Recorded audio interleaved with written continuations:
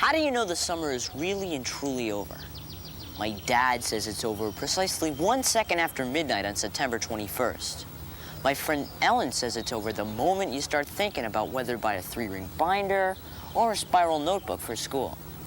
But for me, the way I know the summer is a goner is when my brother Pete and Artie, the strongest man in the world, go to the beach and try to beat up the ocean. They're not crazy, just angry. Angry that the summer has to end. I know exactly how they feel. Every year it seems like the summer is over about 10 seconds after it started. Especially this summer.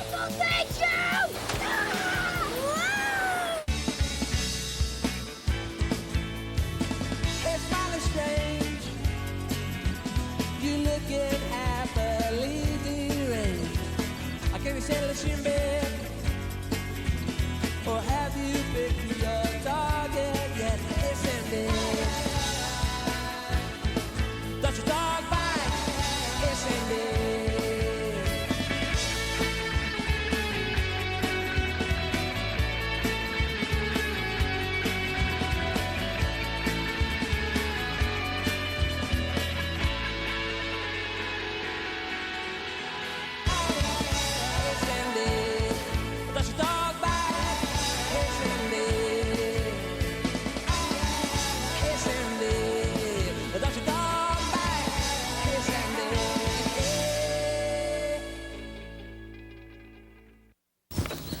I'm Pete, and this is my brother Pete. And this is all that's left of our summer vacation. 653 photos developed for free at the Quick Pick photo booth where my friend Ellen worked all summer. Where should I start? I know, check this out. It's Pete and his best friend Mort Mortensen. Greasing the turf on blocks of ice. Mort shaves off all his body hair to cut down on wind resistance, but Pete still beats him every year. Eat my turf, chrome dome! It's one of the surefire signs that summer has begun. I can't feel my butt. There are other signs, too. Your shadow gets shorter. Electricity gets louder. Killer bees arrive from the Yucatan Peninsula. And of course, the annual border dispute. I'm taking over your turf, Tubby! You'll have to kill me first. Between my dad and Mrs. Blowtard gets underway. Still, the summer isn't officially summer until Mr. Tasty comes to town. No one knows who he is or where he comes from. But when that first really hot day in June rolls around, you just know the Tasty Mobile is coming to the rescue. Hey, kiddos. Hey. It's not like he remembers your name, but once, when my brother Pete was broke and dying for a blue tornado bar, he offered Mr. Tasty a huge and evil insect for trade. He doesn't sing, does he? He eats flesh. I'll take it. That's just the kind of guy he was. The other thing I should tell you about Mr. Tasty is that no one knows his true identity. Who is he? Some people think he escaped from the state mental hospital at Durango Falls, while others are pretty sure... He's that guy! I forget his name, but he used to be married to Cher. Miss Vanderveer, this blind millionaire who lives on our block, she just calls him Leonard. You never understood me, Leonard. You never really understood me. About the only thing anybody agrees on is that the summer just wouldn't be summer without him. Let me tell you the whole story. It all started here, at the Quick Pick booth where Ellen worked part-time for her Uncle Lou. Thank you, and have a quick pickerific day. What a job. It was hot. You had to wear this pukey polyester. Plus, there was nowhere to go to the bathroom. You just had to hold it in. Outside of licking dirt for a living, it was easily the world's deadliest job. Then, one day, she stumbled across a clue that could unravel the summer's greatest mystery.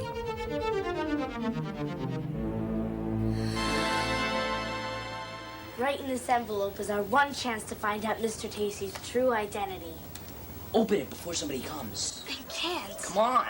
It's totally against the rules. Rules bite. Pete, don't! It was like opening the sacred tomb of King Tut as Pete peeled back the flap and revealed the secret life of Mr. Tasty. Wow. All in all, they were pretty ordinary photos, except for one thing. He never took off his swirly head. He's got to take it off. Nope. Not here. Hey, the Statue of Liberty. Look at this one. Sure looks lonely, doesn't he? Yeah, it's weird.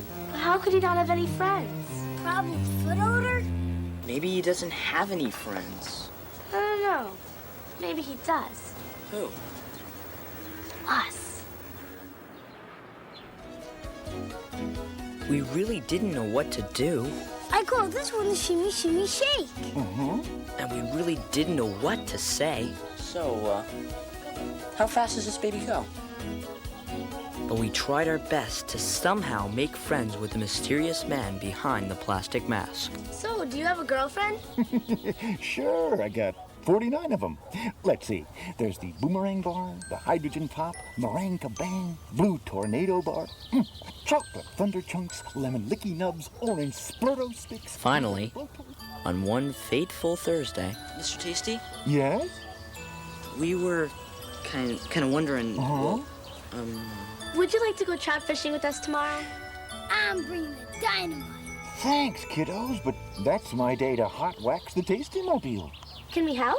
Well, it's kind of a one-man job. maybe next time.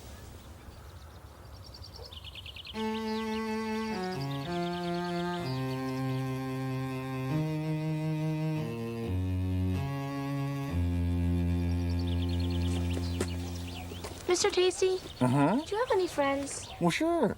All kids are my friends. Yeah, okay. But don't you feel like kind of lonely sometimes? An ice cream man lonely? Come on. Yeah, like maybe you feel like nobody really knows you or even cares. Hey, everybody knows me. I'm, Mr. Tasty. Now, what can I do for you kiddos? Let us be your friends. I know. How about a bodacious blue tornado bar to tickle your tonsils? Buffo. No, that's not enough anymore. I'm sorry. I wish it could be different, but, it's for your own good. Take them. They're starting to melt. Please, they're all you really need. They're just popsicles. Exactly. And I'm just an ice cream man, and you're just my customers, and that's the way it has to be. How can you say that? There's no other way. Just give us a chance. I can't. Not here. It's the best I can do. Goodbye, kiddos. When he didn't come back the next day, nobody got too worried. He's probably just hot waxing his head. But when the heat wave hit Sunday and still no Tasty, the great blue tornado bar panic was officially underway. Out on the street, you'd see all kinds of kids going through Blue Tornado Bar withdrawal.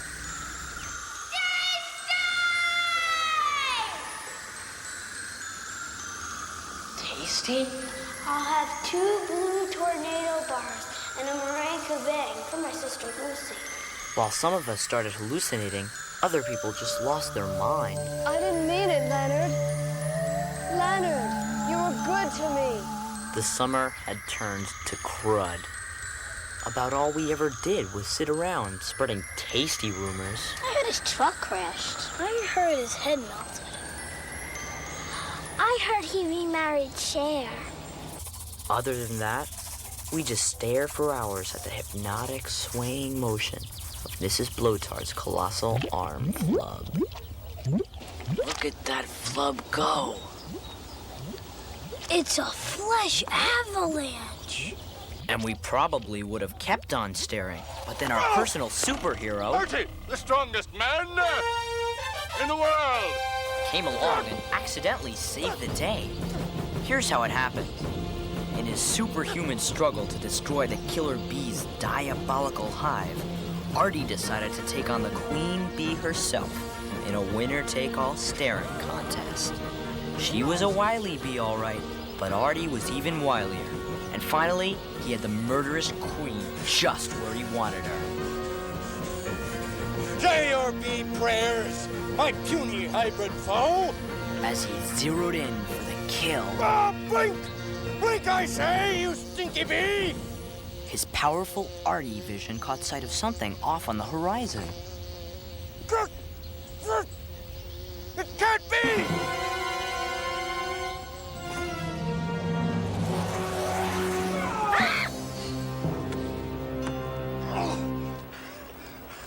Greetings, photo gal! Artie! A shot! A flash of white near the curve of the earth. Then it was gone. So what, Artie? The tasty mobile! Taking into consideration the height of the water tower, the rotation of the Earth, and the prescription of Artie's eyeglasses, Ellen made some trigonomic calculations and pinpointed Mr. Tasty's coordinates to a stretch of interstate in northern Kentucky. We have to find him. The search for Mr. Tasty had begun. After Artie's miraculous sighting of the Tasty Mobile, we sprang into action. The summer was half over, and out there, somewhere, the loneliest man in the world was driving further and further away from the only friends he had, us. If we didn't find him, nobody would. Ellen turned her booth into a command center, took over every shift, and devoted her life to tracking him as he burned across the continent. She knew she was violating about 1,700 quick pick regulations, but the only way to find Tasty was by looking for clues in every single photograph that came in. When a clue would turn up, she'd plant another pushpin in her map and try to predict his next cunning move. Tacoma, of course. Then she'd contact the local police and have them put up all kinds of flyers and stuff she made herself. My job was to handle the phones in case anyone called, while Pete did his part by keeping a lookout at the Splashdown Municipal Pool. Everything was going smoothly until that fateful day when lifeguard Den Cleary tried to take Pete on. Mister! I want you off of that board in 10 seconds! Suck chatter, musclehead! 5, 4, 3, 2, 1. You'll be sorry! The thing you have to understand about Pete and Den Cleary is that they've been feuding for years. Last year, after Den Cleary caught Pete eating in the pool, he banned him from the water for the whole summer. This summer, Pete was taking no prisoners. His plan seemed innocent enough at first.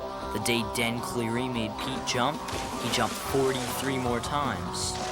The next day, 79 times. Then 104 times.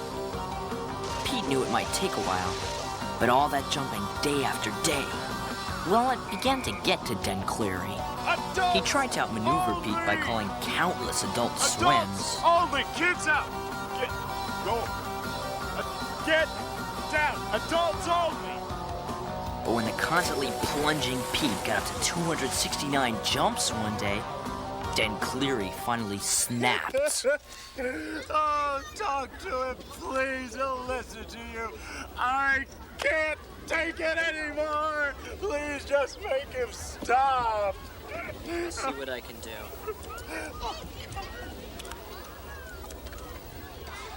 Pete, come here. The situation calls for Plan F. Let's go!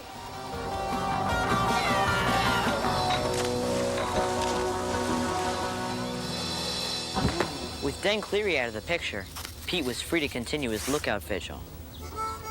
The new lifeguard didn't seem to mind. How's the weather up there, my little Viking? Sweet! Meanwhile, back at the command center, Ellen was getting increasingly frustrated. The summer was fading fast, and she still was one step behind the elusive Mr. Tasty. Our only hope was to try and talk to someone who knew Tasty. Somebody like Ms. Vanderveer. It's worth a try. Leonard said my eyes were bluer than the bluest blue tornado bar. He did. He said that. When that plan didn't work, I took my search to Cloghaven Beach. It isn't the best beach in the world, but Dad keeps coming back every year, hoping he'll find buried treasure with his trusty metal detector. Why Cloghaven? Because his dad has told us about 1,000,000 times. This is where I found your mom. There I was, 22 years old, fresh out of the army, broke, out of my mind, looking for treasure. And then all of a sudden, the detector starts beeping like a banshee. You know, and I'm thinking Spanish doubloons, right? And then suddenly I'm shocked to see your mother's beautiful face blinking beneath me. And I'm thinking, what the Sam Hill? Oh, when your mother says, go ahead, honey, say it. It's me. I have a metal plate in my head.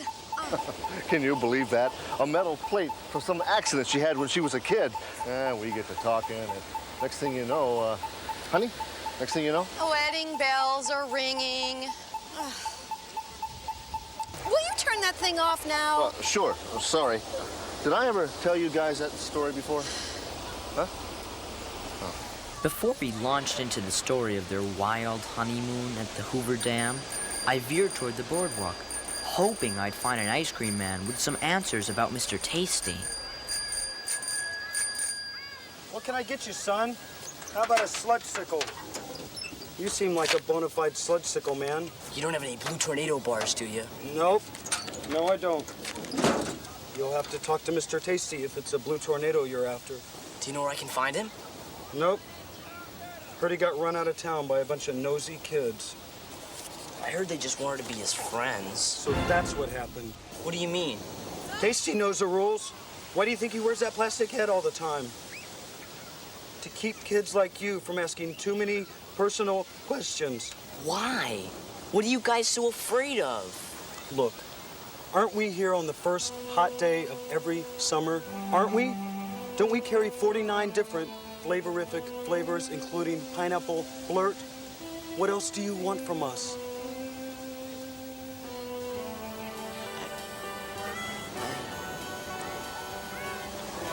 I don't know anymore.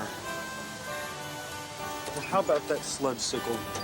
Like I said, you look like a bona fide sludge sickle man. I had come hoping for a miracle. Instead, all I got was a cruddy sludge-sickle and a sinking feeling that Mr. Tasty was gone for good.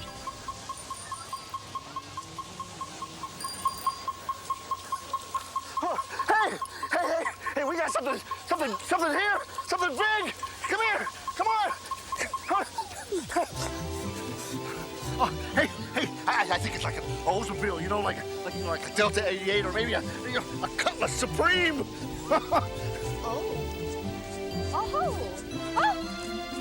We all pitched in, and within the hour, we were the proud owners of a 1978 Cutlass Supreme. Let's go.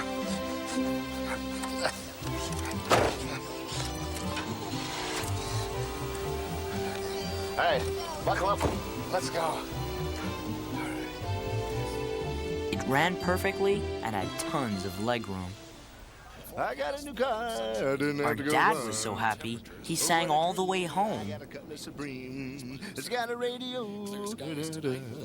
Windows, headlights. As much as I enjoyed Dad's beautiful voice, I knew Ellen was finishing her second shift. So I had Dad drop me off at the mall. So, how'd it go at the beach? Dad found a car, Cutlass Supreme. Did you find anybody who knows Tasty? Yeah, this guy, Captain Scrummy. What'd he say? He said I looked like a bona fide sludge-sickle man. Mr. Tasty's never coming back, is he? No, I don't think so. Let's go, I'll walk you home. There was nothing left to do. He probably had found himself a new town where nobody knew how lonely he was. our search for Mr. Tasty had come to a close. Pete refused to give up his post at first. But one chilly night in early September, See you, Tasty. he left the board for good. Occasionally, I would walk by the Tasty phone, but all I expected to find was maybe some loose change. It was hopeless. The signs that the summer was ending were all around us.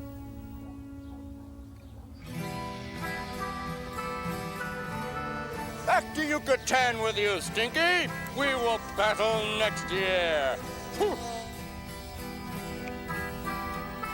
Finally, late one afternoon, there was nothing left to do but close the command center once and for all. Sorry, we're closed. We're closed for the day. Could you please? Mr. Tasty! Hey, kiddos. Mr. Tasty, you're back! Where were you? Where? I think you know where I was. Ellen, right? I saw this on a telephone pole outside Biloxi.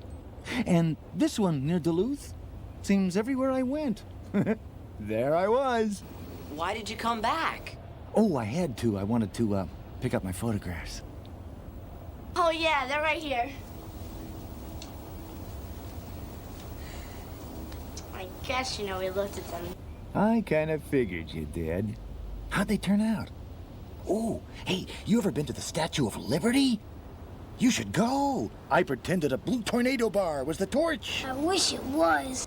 Me too. We missed you, Mr. Tasty. Please, don't say that. But why is it so terrible? Because every year on this day, the summer ends, and I always have to say goodbye. It's hard enough without having you kiddos missing me. Then don't go. I have to, Pete. I'm an ice cream man. I am what the summer is. Fireflies, thunderstorms, butt sweat on the car seat. And when it all goes, I have to go with it. Couldn't you just stay a little bit longer? Well, I'll tell you what. There's a little daylight left. What do you say you kiddos help me wax the Tasty-mobile? Didn't you say that was a one-man job? Not anymore.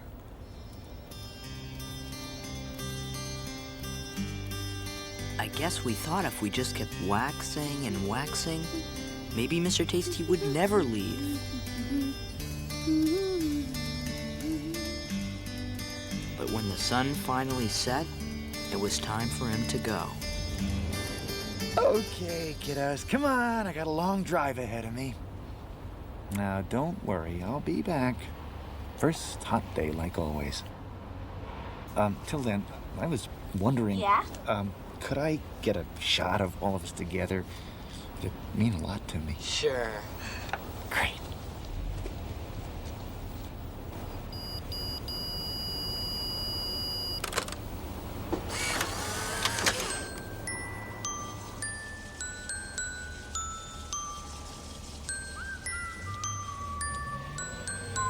No one knows who he is or where he comes from, and probably no one ever will. I guess some things are supposed to stay a mystery. All we know is that he's more than just an ice cream man. We're more than just his customers. When it comes to people missing you, it's really not that terrible at all.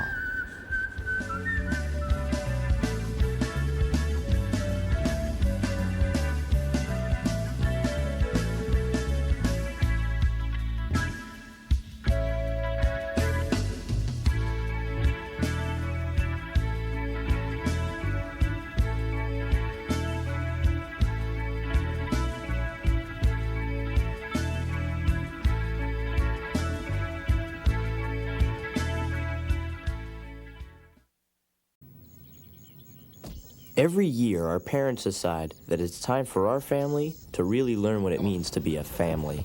That's it. If we were just Eskimos, we could all just go out and harpoon a whale together. But since we're Wrigley's, we have to do it the hard way and take a family trip.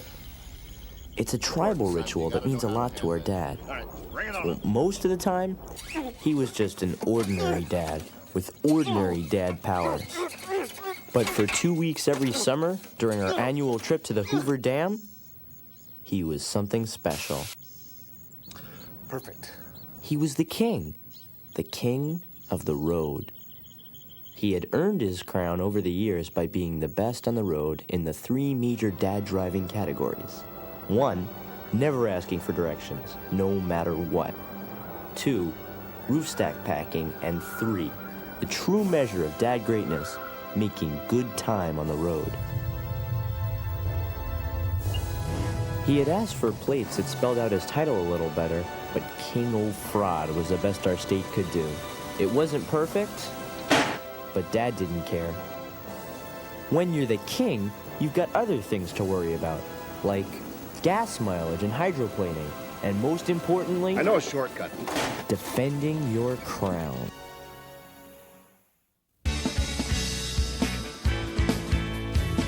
Hey, smiling strange.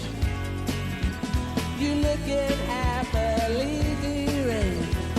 I can't settle in bed. Or have you picked your target yet? It's ended. Got your dog bite. It's ended.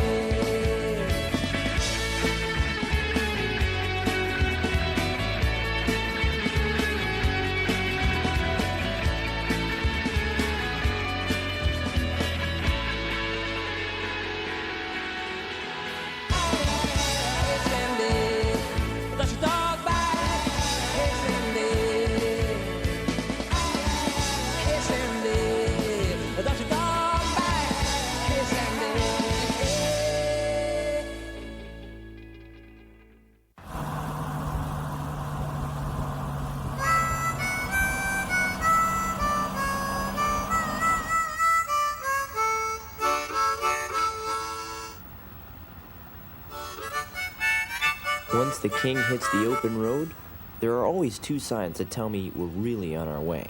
First, the local radio station begins to fade. Our mom, who picks up the radio signals from the metal plate in her head, tries her best to keep the station, but pretty soon, it's just gone. Then, we pass outside the superhero jurisdiction of Artie, the strongest man in the world. Speed, my Vikings! That's when I know there's no turning back. For the next 23 and a half hours, it's just me and the family.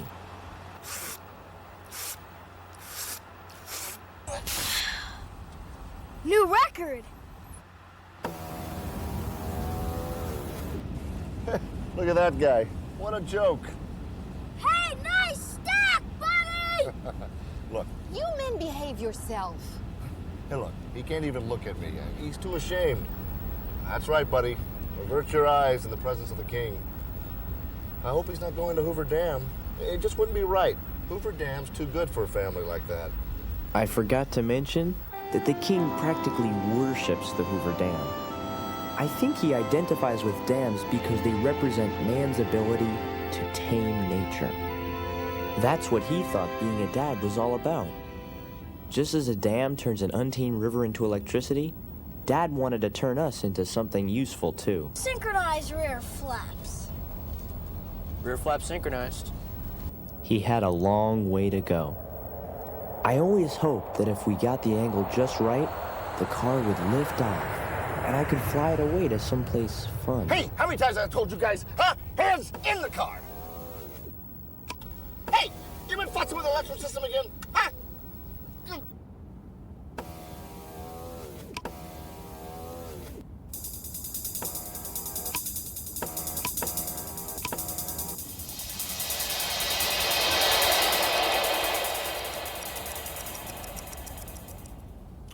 One car game the king didn't seem to mind was something called Roadkill Auto Bingo.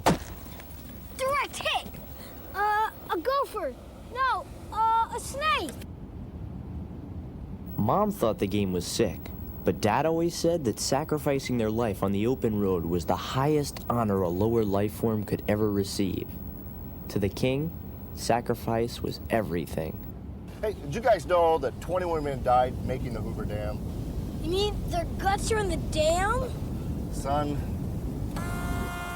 their souls are in that dam. They died so that we could enjoy the benefits of electricity that runs cleaner and stronger than regular electricity. It even sounds better. Do you ever hear the sound of dam electricity? It's like a song. Speaking of songs, I think there's one in here about a dam. Yeah? Uh-oh. By the looks of things, I knew I only had seconds to escape. I figured if I tucked and rolled when I hit the ground, I might only break both of my legs. Well, the Crud. Dam is The king was feeling totally invincible. I could tell by his elbow. Scientists have proven that the amount of elbow a dad has out the window is directly proportionate to how full of himself he is. Did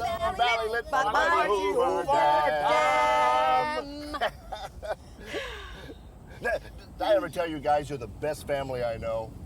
You are. I mean, I'm making great time. I'm traveling with a great family. Hey, what do you say we do something special and, make a pit stop? Bug juice on the house, and we'll even break out the paper plates. Yay! Hey, well, why not? I mean, I'm way ahead of schedule. How could it hurt, huh? Well, As we were about to find out, it was gonna hurt, and it was gonna hurt bad.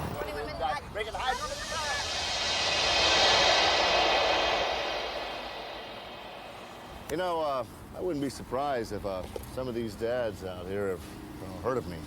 Hey, aren't you that King of the Road guy? You laugh. But these highwaymen, they know. Word gets out. There's many pretenders out there, but there's only one king.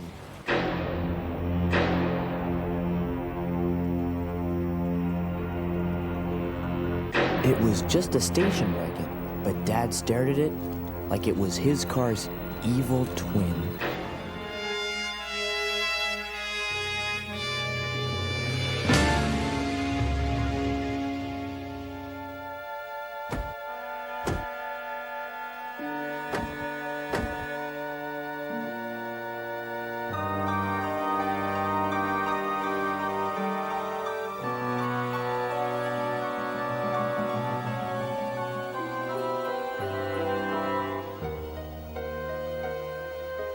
I thought Dad had lost it until I lost it too.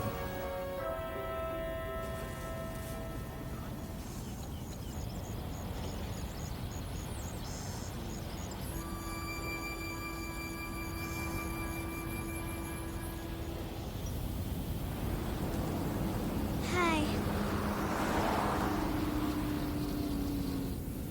Dad knew there was something suspicious going on, but he couldn't quite put his finger on it. Perfect. Perfect. Hi. Hello. Do you need a wet nap? We've got extra. Thanks. They're pre-moistened. That's great. Meanwhile, Dad found the words he hoped he'd never see. King of Road.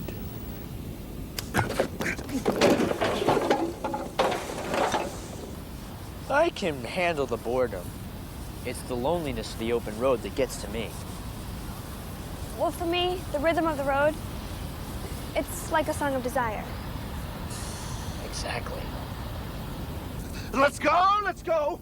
We're wasting time. We got to get back on schedule. Come on. What are you doing? We've got to clean up. There's no time for that. Let's get moving. Let's get in the car. Let's go, let's go, let's go. Come on. Oh, I didn't eat yet. Come on, come on, come on, come on, come on. Come on, come on, grab everything. Go, go, go, go, go, go. Making good time on your excursion? Yeah, sure. You bet. Glad to hear it, partner. Come on, come on, come on, come on. Come on, come on. Come on, get in the car. Come on, come on, come on, honey. That's it, that's it. Here you go. Yeah. All right. Hey! No, no! Hey, come on!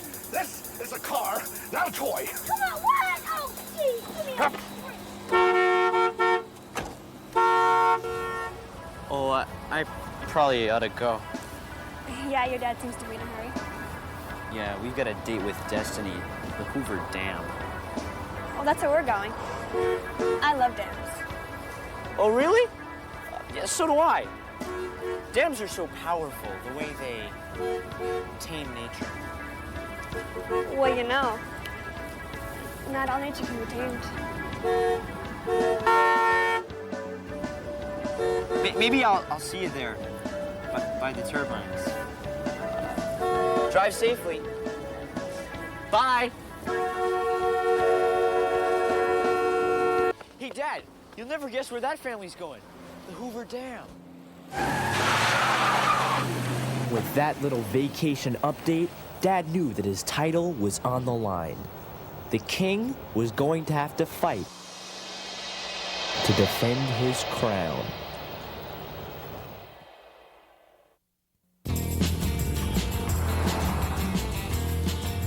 As Dad tried to put more and more distance between our car and the mystery car, one look at the elbow situation told me everything I had to know. The king was running scared. Mom was so upset by Dad's behavior, she couldn't refold the map. Pete was drying his tongue out in protest. And as for me, I was busy rhyming the word cinnamon with where you been. Ever since my best friend Ellen and I decided to stay best friends, I wondered if I'd ever find a girl who'd send my heart spinning like a broken compass. Now, I knew. We got him, baby. We got him good. Did you see the look on Mr. Perfect's face when we peeled out of there?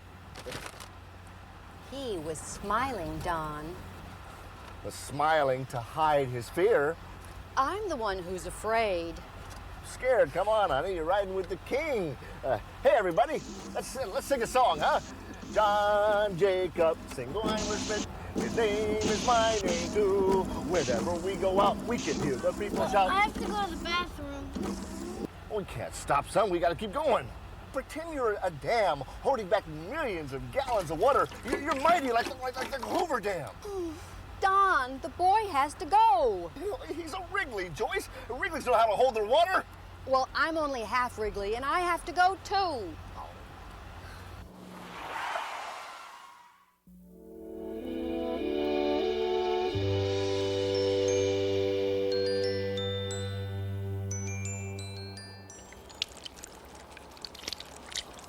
Come on, guys! Make it happen! Why does Mom always take so long? You know how your mother is. She always has to find the perfect spot. How does she know when she finds it? She knows.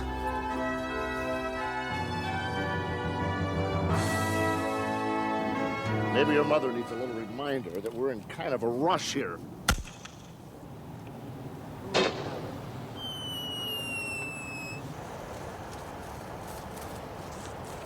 It's about time.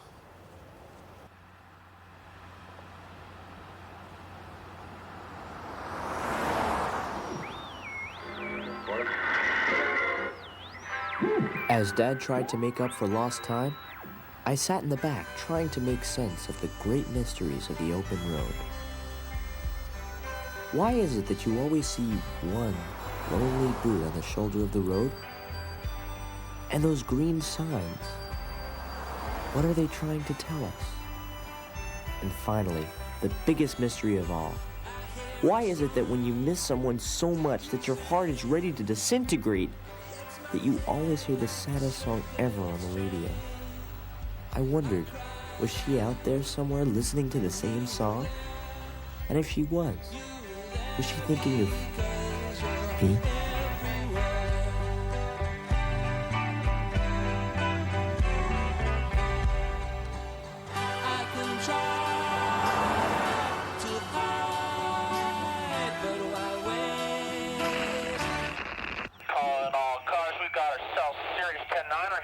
A 10-9er?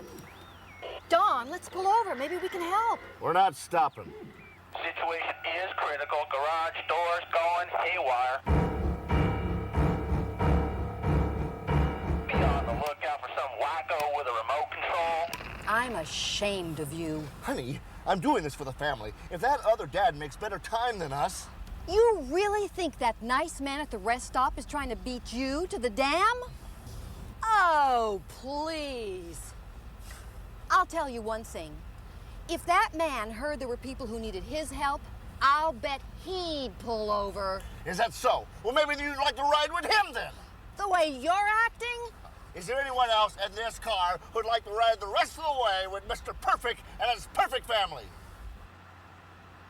Well, go ahead. Be my guest. He's right behind us.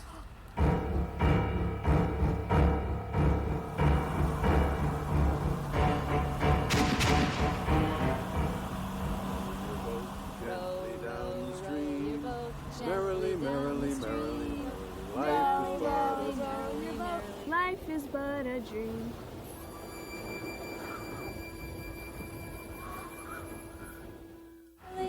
We've sung that before. Now in French.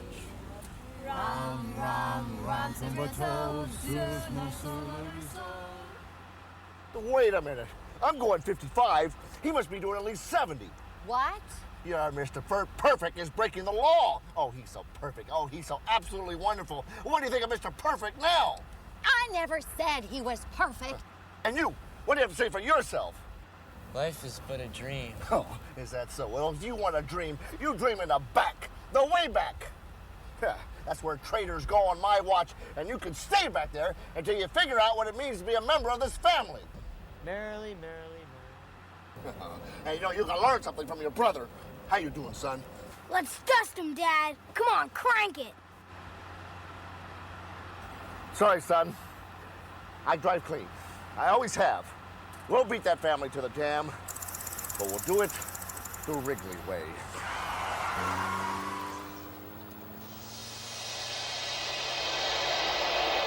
Apparently, the Wrigley way meant leaving the highway and getting hopelessly lost after losing one tire and 4 hubcaps.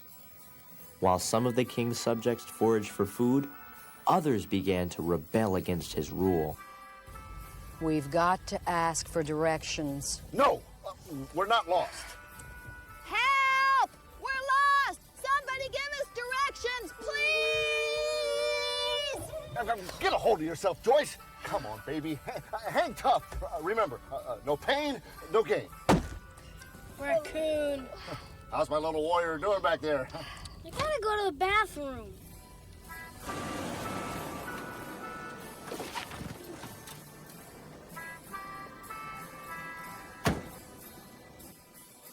Dad should have known that his dreams of empire were no match for Pete's bladder. It looked like Dad's reign as king was finally over. So, this is how it ends. That sound. What's so beautiful? It's like a song.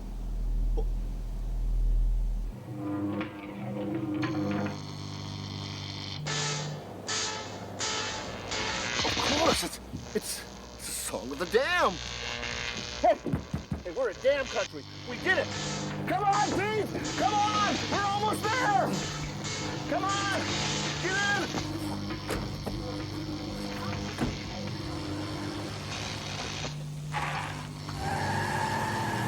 Nothing could stop him now. With his mighty elbow cutting through the breeze, the king was back on the throne, back where he belonged. You know, there's many pretenders out there, but there's only one.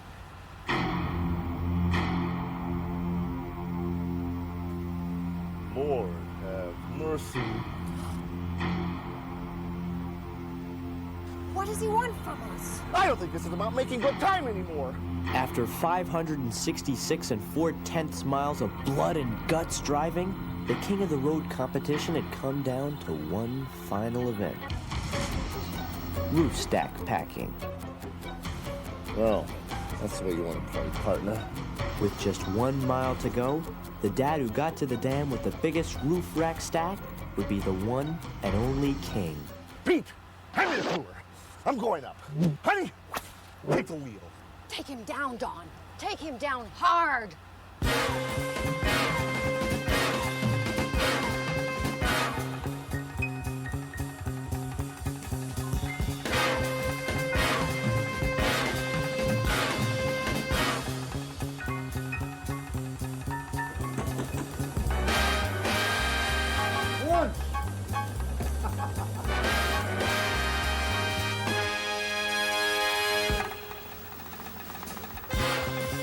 The lead swung back and forth as each dad risked it all in a life-or-death struggle for roof stack superiority.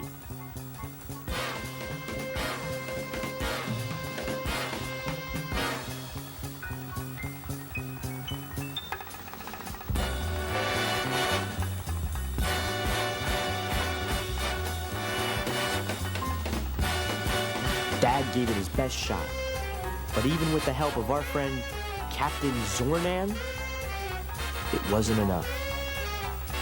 The perfect dad was just too perfect.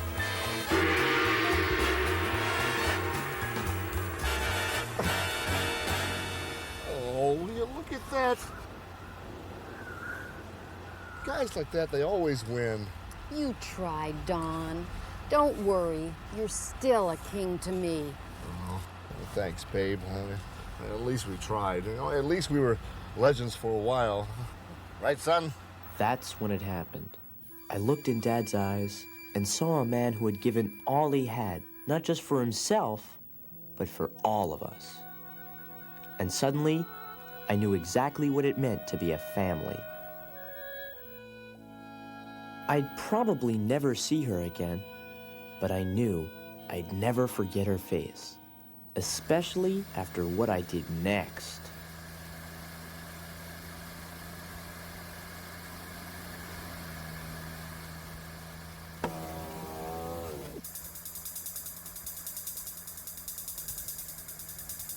What are you doing? We're Wrigley's, Dad. We gotta do this the Wrigley way. We had nothing left but the clothes on our back, but I had an idea. We're not perfect, Dad. We're just us. We're mutants.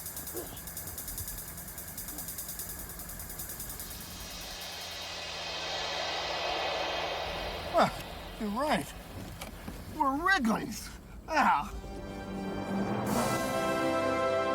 It wasn't the most perfect stack in the world, but piled high with all our clothes, it was just enough to win. When we exchanged license plates, the perfect dad wouldn't even look at our dad. It might have been because he was ashamed, or it might have been because Dad was buck naked. As for the rest of the family, we all felt like kings of the road. Our elbows said it all.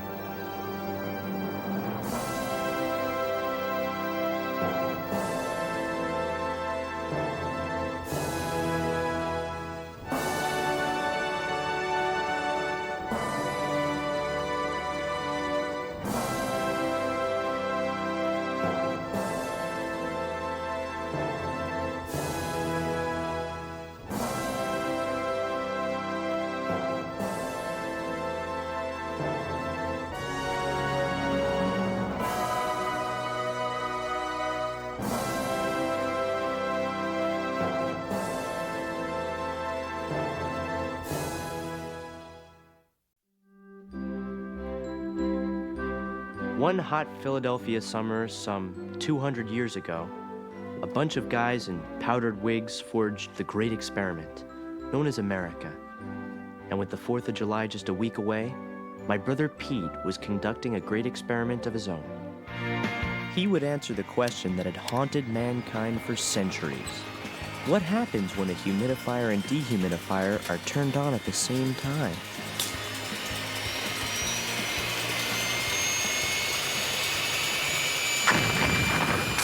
But great experiments don't always have great outcomes. True, the founding fathers gained their freedom, but Pete Wrigley was about to lose his.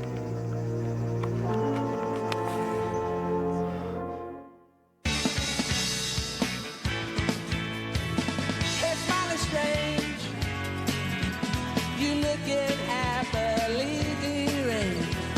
I can't say the shin bed,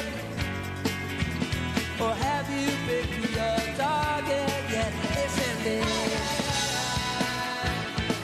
don't you dog bite? Listen, babe.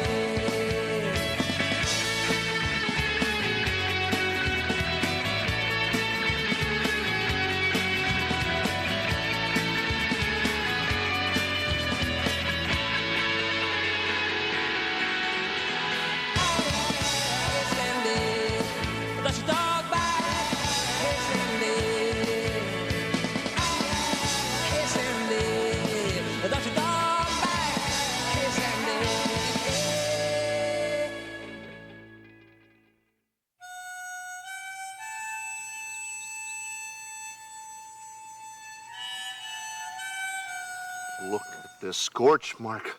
My sweet Kentucky blue. You killed it. Dad didn't care about the scientific impact of Pete's experiment. All he thought about was the bet he made with our dogweed neighbor, Mr. Lertner. The bet?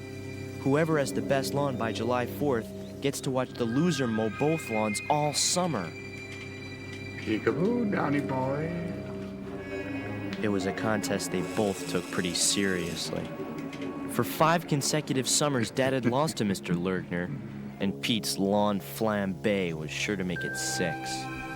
Who cares about your stupid grass? Who cares? Well, I'll tell you who cares. Come tomorrow morning, you'll care. Oh, boy, will you care. Come on!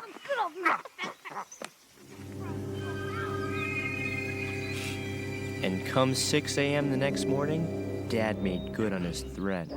First, he made Pete replant the Kentucky bluegrass he destroyed. Do you care yet? No! 1 seed at a time. Next, Dad made Pete replace the ruined irrigation system by turning him into a human sprinkler. Do you care yet? No! Then, Dad made Pete give the scorch mark a deep Swedish massage. You care yet? No! But what he finally learned was that all Pete really cared about was one thing: freedom.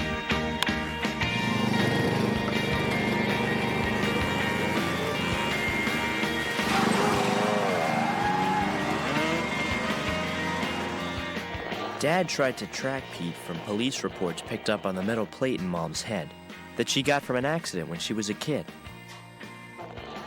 Come on, honey, give me some signal. Suspect headed north on Highway 4 driving a Crib Boy 2000 Mulchmaster. Highway 4 is going to the border. Pete made it as far as the Manitoba Peninsula, where he tried to outwit Canada's finest with the old traveling salesman routine. Name and occupation. My name's Dirk Wayne, and hand lotion is my game. Guess you guys get kind of chopped up here, huh?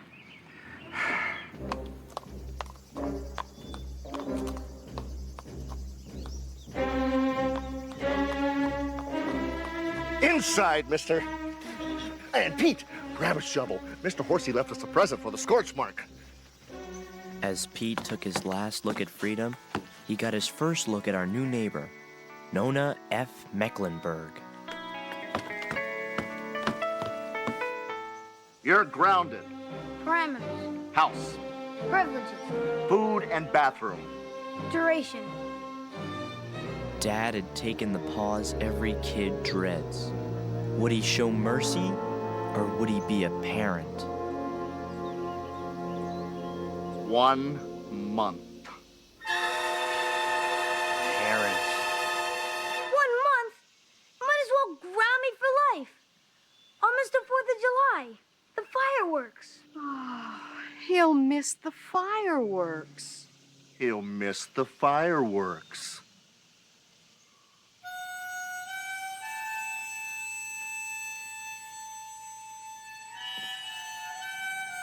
With Pete under house arrest for the best part of the summer, Mom and I were enlisted to serve in the Great Lawn War of Wellsville. Lawn hydration is the key to victory. Too much water can wipe out all that we've worked for. Thanks for the tip, Donny boy. No dog on Lertner grass. What are you, some kind of serial killer? I'm just protecting my turf. Doggy wee-wee kills grass faster than acid. Not for my dog. Ever since moving to your lousy town, he won't squirt. I don't blame him. I hate this place, too. If you want to know something about dogs, their brain is about 1/3 of the size of ours, but they're over 100% nicer.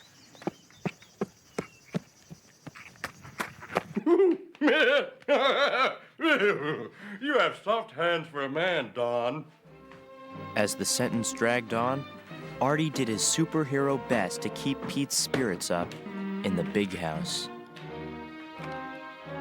Artie, Yes, tell me about the asphalt again. you don't want it, boy. Please? When it rains, it smells like summer. No! Boy! Boy!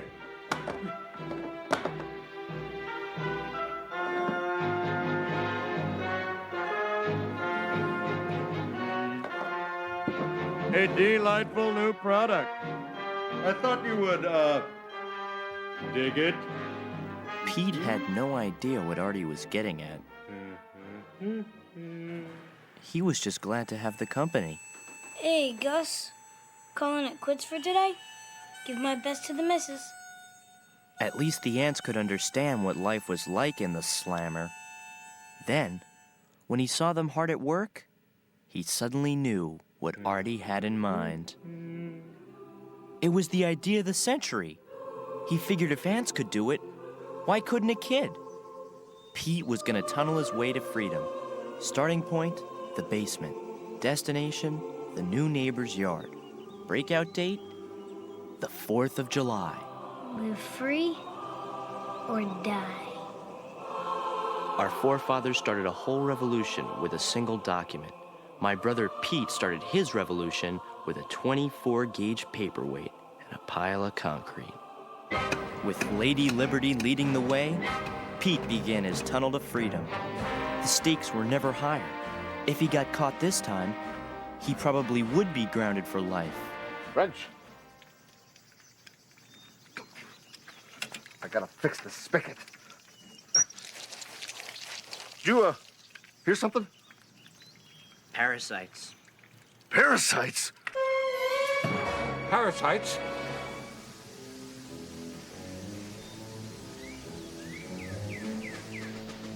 While the great lawn war intensified above ground, below ground, Pete's great escape went into overdrive.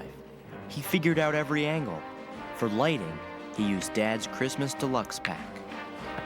For oxygen, he used the sprinkler pipes. And for the hard layers of rhyolite lava, there was plenty of dynamite.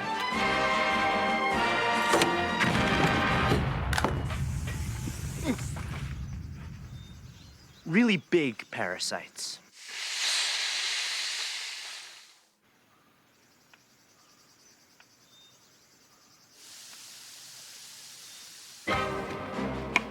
Then there was the dirt. With Pete digging nearly 4 feet a day, the big problem became where to hide it. At first, it really wasn't that hard. But the more dirt I had to hide, the more creative I became.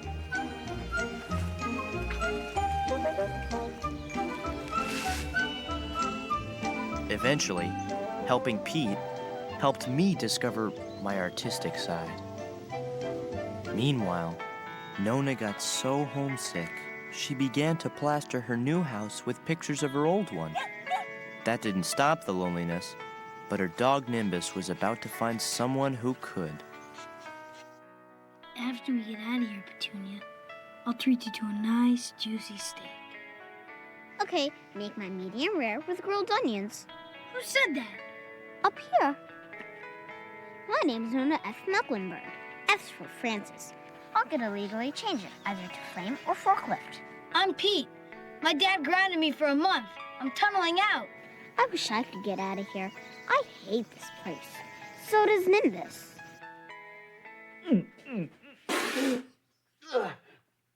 Hey, there's a kid out there talking to my lawn. Which kid, honey? Well, you know, the kid who has a dog that can't pee. Oh, that kid. Well, maybe she's just a little lonely, dear. Well, of all the trees and lampposts on the street, why does she have to talk to my lawn? I'm busting out on the 4th. With everyone at the fireworks, I can make a clean break. Can I go too? Sure. Where are you going to go? Anywhere but Canada. How about Missouri? It's the show me state. Show me what? What do you think you're doing? Talking to your grass that helps it grow, you know. It's a botanic fact. Scram. Makes it grow. Jeez. I love the way the moonbeams shimmer off your midnight dew. Your soft, fragrant tendrils caress the backs of my feet, and your verdant lushness tickles my cheek and takes my breath away. What a Nimrod! As Pete kept working below ground, he didn't know that above ground his tunnel was killing Dad's grass, and with it, his one shot at freedom. As Pete made his great escape, little did he know that his secret tunnel wasn't so secret anymore. The only person who could save him was the loneliest girl in Wellsville.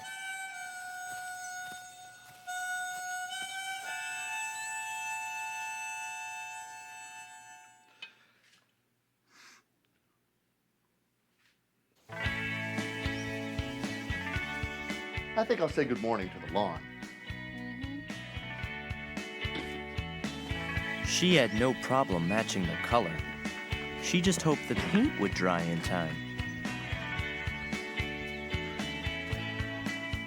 A botanic fact. With the 4th of July only 2 days away, Pete was 10 feet from freedom and working round the clock. Awesome. As a matter of fact, so was Dad. Especially since talking to the grass really did help it grow. I remember when you were this big, you gorgeous, nutty lawn. Keep up the good work. We're gonna make it. You bet I am. You see that? You better start growing. I mean now. I created you, and I can destroy you. But Scuzzmaster Lergner decided long ago that he would never be beaten. He was gonna win no matter what it took.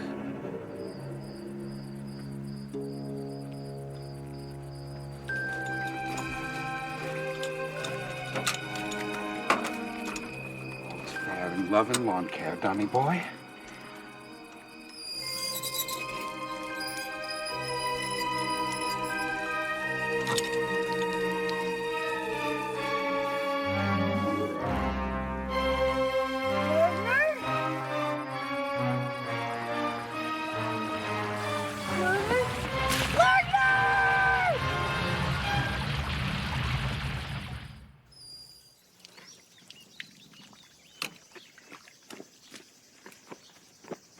Pete, are you okay? Pete? Pete wasn't okay. It's over. It's ruined. Lergner's sabotage had flooded his tunnel.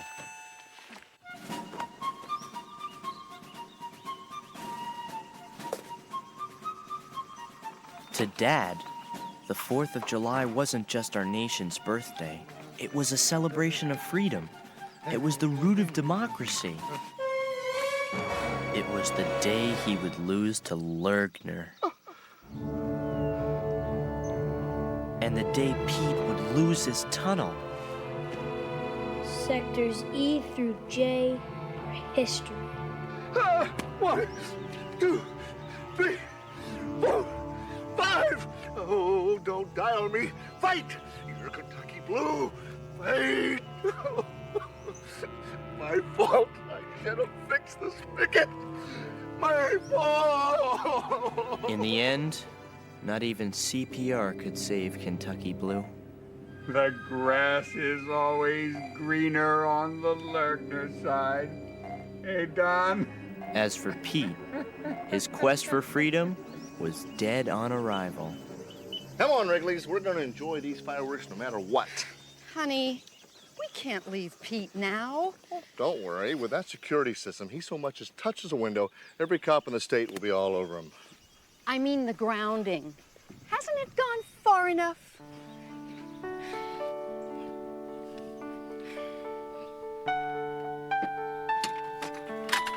Come on, Dad. Pete loves the fireworks. And besides, you already lost to Lergner. What's the point?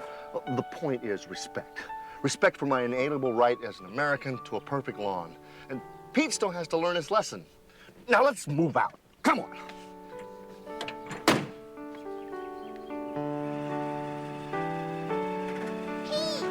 Pete! This is our chance. Come on.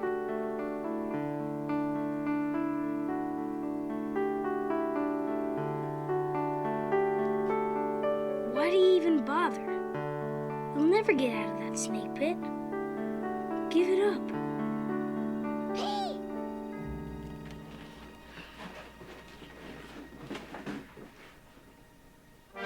Give me your paw. You're tired. You're rounded masses, struggling to be free through hard-patched clay. When Pete heard the impassioned words of Lady Liberty, he thought of the countless millions before him who struggled against oppression, risking everything they had so they might one day be able to utter the one word that meant more than life itself: freedom.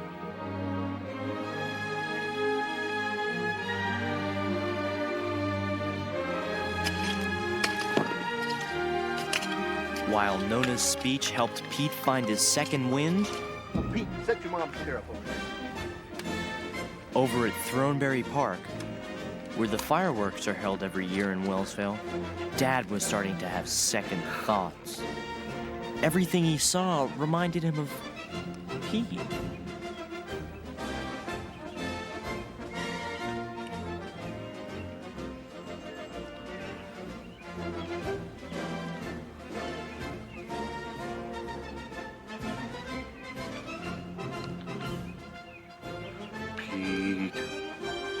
Come on, boys. You're free. Think for all you're worth.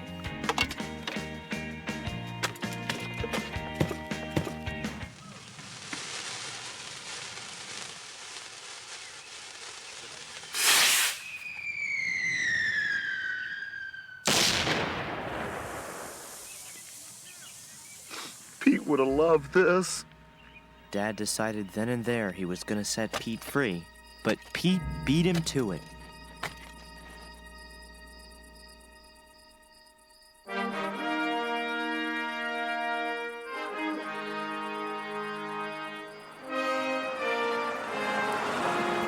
Hold on, Pete. Hold on, boy. I'm free! You hear? Free! Oh, don't you worry. Daddy's on his way. I thought you'd be shorter. I am. Hey, Nimbus. Pete, we gotta go.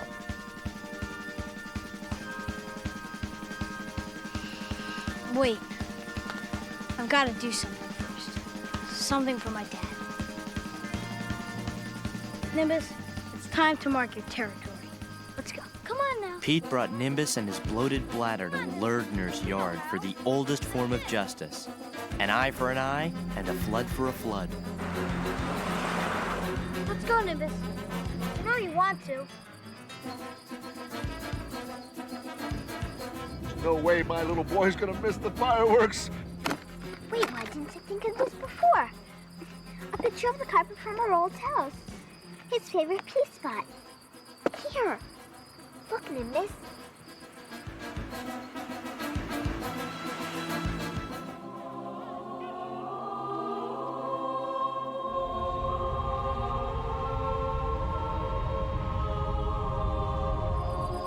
Go, Nimbus, go! Look at him go! We gotta get out of here. Yeah, Nimbus, all right, yeah! I'm a Yankee Doodle Daddy, Yankee Doodle Doer. Yay! Run, Stevie, go! Not without you. Guess I'm grinding till Halloween. Try Christmas. Now take one last look, because the next time you see the outside, you're going to be old enough to drive. And suddenly, there it was, the most magical moment of the summer. Oh, I can't deny you your freedom. It goes against everything America stands for. You're right, Dad. Your lawn's important to you. I'm sorry I screwed it up. Oh, that's all I wanted to hear. I mean, Most other fathers have stuff that they're good at, like business or sports. All you have is a pile of grass. Thanks, son. That's all I wanted to hear. Maybe Dad and Pete weren't able to watch the fireworks up close, but they were watching them together. And somehow, after all they'd been through, the fireworks meant more than they ever had before.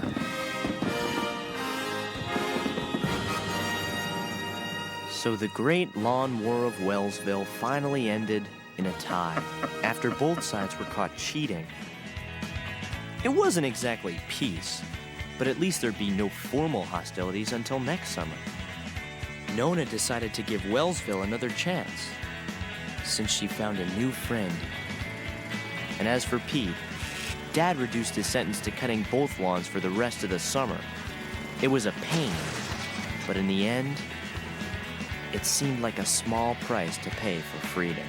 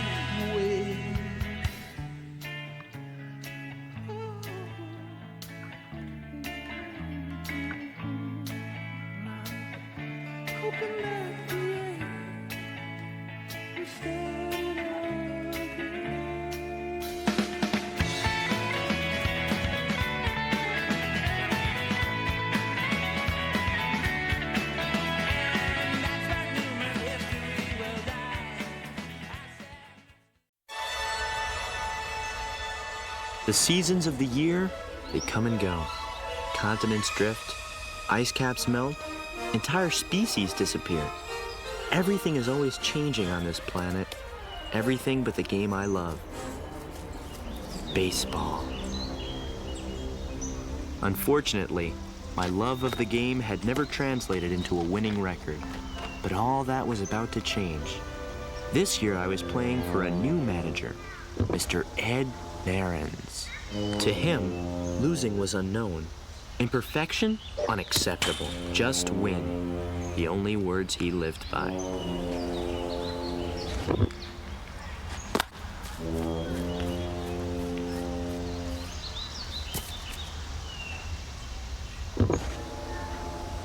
.00, that's a two-base error. Get in here and wash my car. He wasn't an easy manager to play for, but I didn't care. After years of being on losing teams, I was beginning to feel like a loser myself. But with Coach Narens to guide me, I knew I could turn it around. I knew I could be a winner. Number 5, that is an error.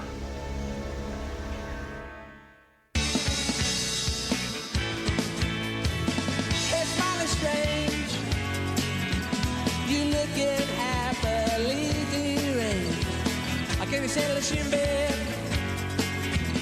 Or have you picked your target yet? It's ended. Don't your dog bite? It's ended.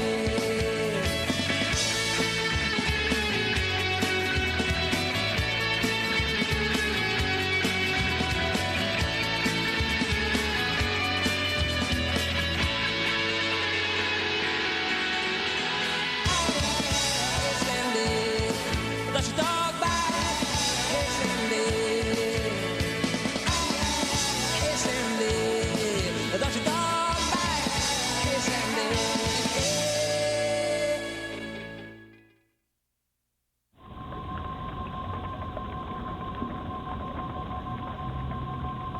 They say the world is divided into two kinds of people, winners and losers. But how do you know what you are? How do you know if you're destined to go through life with this branded on your forehead, or if you're destined for greater things? I found out in our very first game, when we took on the dreaded Bacon Barn.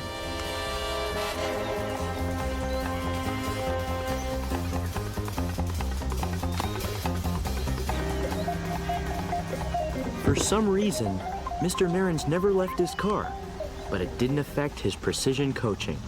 He'd analyze the variables, make the right adjustments, and we did the rest.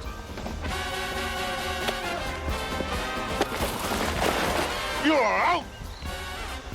Winning felt better than anything I could have dreamed of. It tasted bitter, too. The Slush Shack had a deal with the league. In exchange for their billboard, they gave away free slushies to the winners of all the games. We were in slushy paradise. And since Ellen had a summer job as apprentice to slush master Bob Oppenheimer, every game we won meant another excuse to see her. Ellen, hi. Hey, Pete, how's it going? We won. Believe it or not, you're looking at a winner. Congratulations. Just don't start acting like one, okay? You got a deal. Hey, Slush Girl. Large line Balthazar now. Oh, pardon me, I believe I wanted a great I was supposed to. Judas. Come on. Resident. Excuse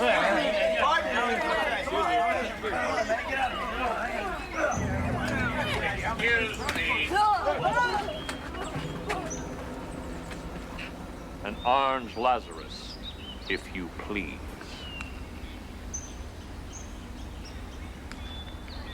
Mr. Narins, I have made it very clear in the past that the Orange Lazarus is not included in the free slush agreement. I'm very sorry.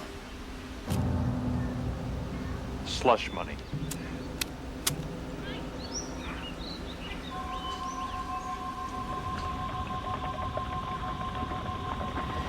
An orange Lazarus? How come it's not on the menu? It shouldn't even be on this earth. Long ago, I created the Orange Lazarus, looking for beauty and perfection, and what did I get?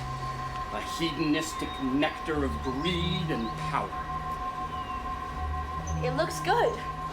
It is evil. It's too tempting. It's too delicious. It's too cold. You think you drink it? No. It drinks you. A drink from the chalice of victory, brave warriors. Orange Lazarus for everyone! What about the brain freeze? If consumed too quickly, the super cold Lazarus could shut down your central nervous system in 1.2 seconds, resulting in a condition known as the brain freeze. Mr. Narins didn't care. In fact, the only time he seemed to be truly happy was when he was alone with his Lazarus. Some say he needed the subarctic cold of the Lazarus to replenish the ice water that flowed through his veins. I didn't care why he slurped it down.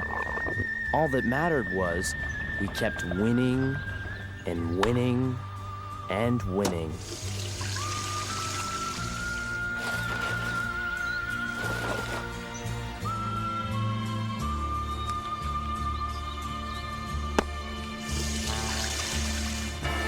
And then one day, our winning streak sputtered to a stop.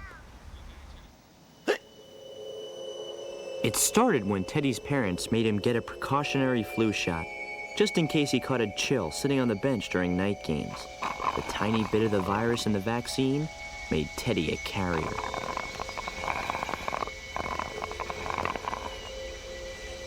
Before long, half the team was infected.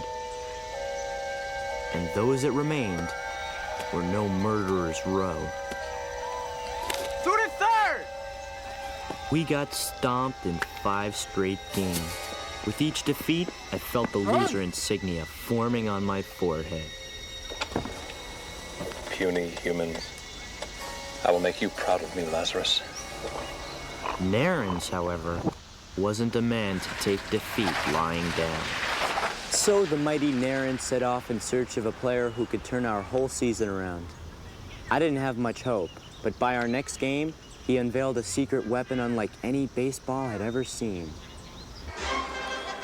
Willie Mays' offensive weapon was his fence-clearing power. Ted Williams' offensive weapon was his textbook swing. But Coach Nairn's new offensive weapon was the most offensive of them all. Hey, better. Hey, sebaceous bloody sputum eater! Still at 3, you're out. My brother Pete was the Ty Cobb of trash talk. It was Nairn's most brilliant move. As long as he kept the free lazuli flowing, Pete promised he would keep his foul mouth foaming. Hey, better. Hey, better, so wing better, you pus-drunk, spurting maggot batter!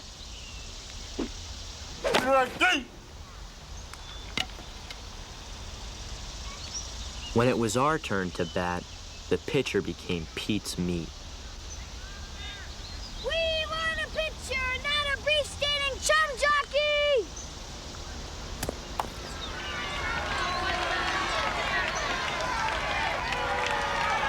Ball 4. All right, Pete, you did it.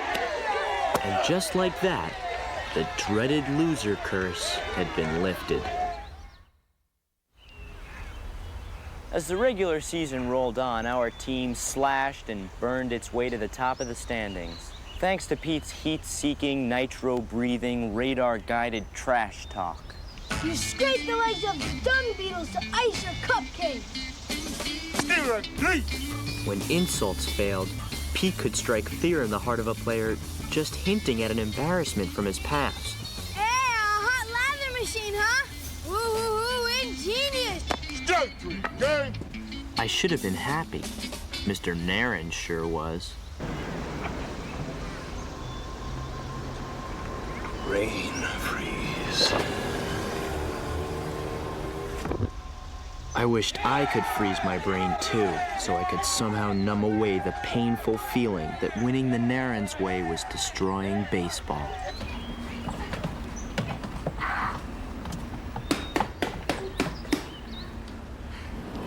Hey! What's the matter? We won. You don't look too happy. I don't know what's wrong with me. If Nairn's were here, he'd... Orange Lazarus, miss. Sorry, we're closed. I'm sorry, Nairns. I created the Lazarus for good, not for this. It is good, Bob. Good and frosty. So make me one. Now.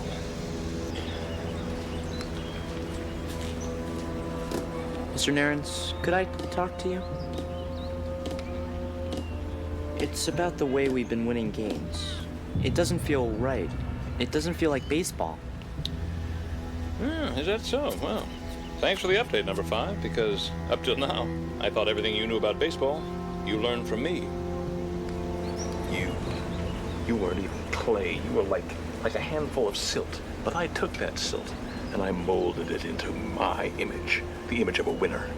I made you what you are, and you turned on me.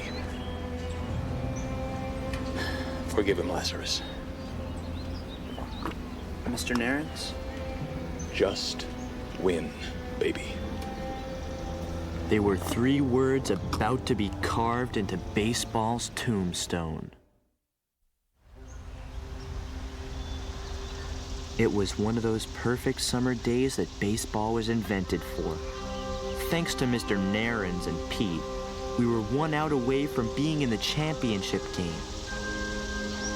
All I had to do was learn to live by a simple creed, which I kept repeating like a prayer. Just win, baby. Just win, baby. I almost believed it, until the game came down to one final batter. My friend, Bill Korn. Pete, can't you do something about your little brother? Sorry, Bill. I just hope you don't have any secrets. The word was out that Pete had something on Bill that was so embarrassing, his family might have to move to another state and change their name.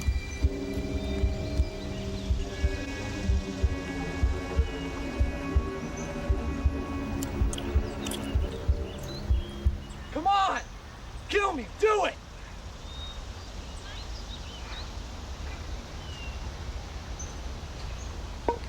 I can't take it anymore. All right. I ate snot once. It was at the candy counter at the movie theater. I thought it was imitation butter flavored topping. There, are you happy?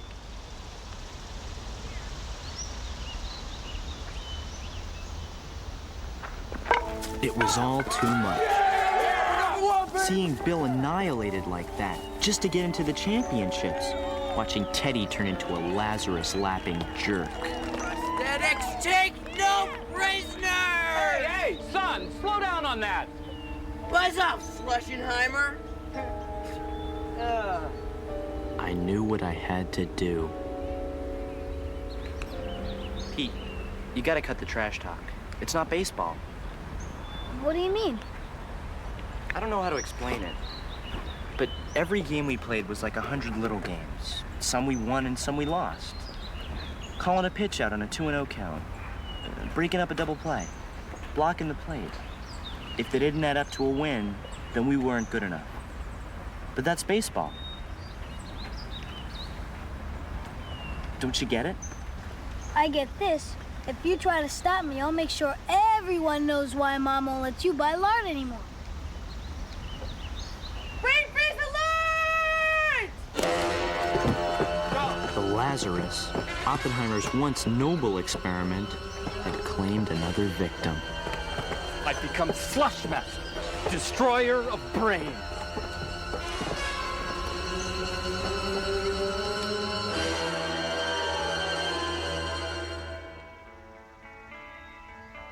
It wasn't fair. All I'd ever dreamed of was winning. Finally, I was getting what I wanted, only I didn't want it anymore. Not this way. Baseball deserved better, but what could I do to save it? Then, that's when I saw it. A sign from above. For too long, the undulating evil of the Lazarus had made baseball its slave. I could free it, but I'd need some help. Mr. Oppenheimer, no, there's got to be another way! Lazarus has stolen his last soul. Get out of the way, Ellen. Don't do it! Hey, Pete. What are you doing here? The championships today. Mr. Oppenheimer, listen to me. You created the Lazarus for good, didn't you? I wanted world peace. Well, I can't help you with that. But together we can stop Narens and save baseball. How? Just bring 20 gallons of Lazarus to the championship game and I'll show you. Please, it's our only hope. Regular or extra frosty? As cold as you can make it. That meant cranking the Lazarus into a realm of frostiness no slush had ever gone before. It's madness. So be it. It was the biggest game of my life. The league championship. The kind of game that's supposed to bring out the best in a player. In my brother Pete's case, it just brought out his worst. And that, my friend, is the way you turn a colt into a gelding.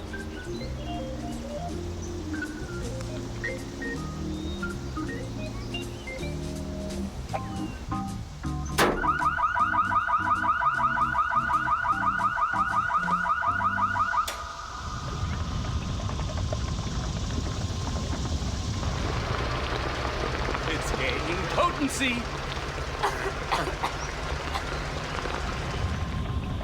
By the third inning, I was starting to get worried. Pete had the other team so psyched out that even seemingly ordinary words were causing damage. Medulla oblongata. Where were they?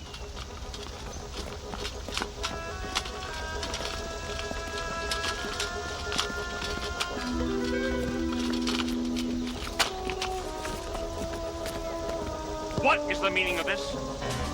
Orange Lazarus for everyone. Why wait till after the game, Coach? It's a lock, right? Number 5, that's bad sportsmanship. However, an empty chalice is a lonely chalice. You've learned well, number 5. That's just what we need. Drink up, prosthetics! What's the problem here? Play ball! Oh, come on, drink up, everybody. Gee, it's a hot one. It's a trick. You try it first.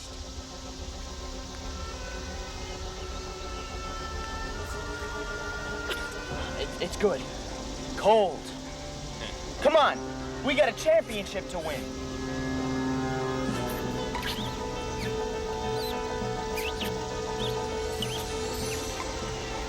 It began low in the brainstem, then climbed its way to the cerebral cortex, where it leapfrogged to the frontal lobe, freezer burning every neuron in its path.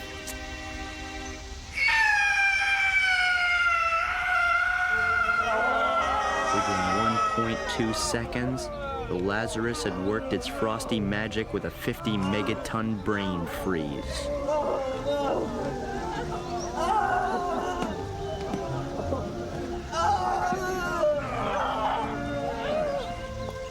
Fine champions.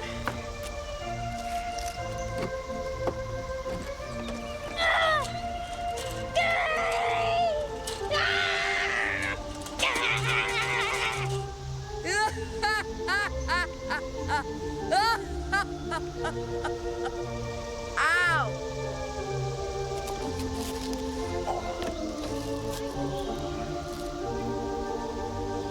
Come on! I said play ball! My plan wasn't to throw the game, it was to try and even the score. With Pete's head in an icy vice, his powers were disabled. Lincoln quickly clawed itself back into the game.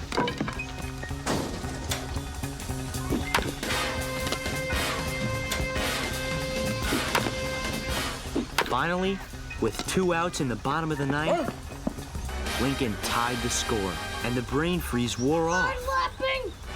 Lymph drain! Blood wart! If we were gonna play real baseball, Time! I had to move fast.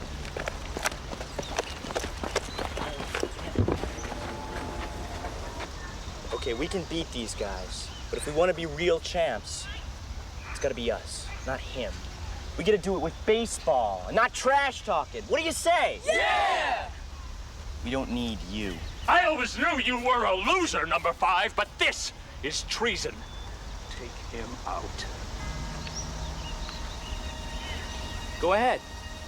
Do it. It's funny how a little spoonful of lard can be so explosive. Just remember, if you destroy me, you destroy baseball, the game I love.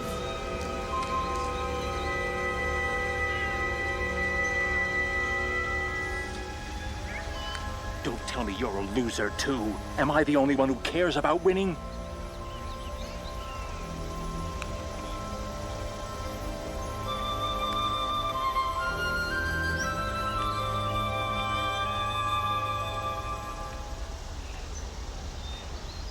Gravy boat.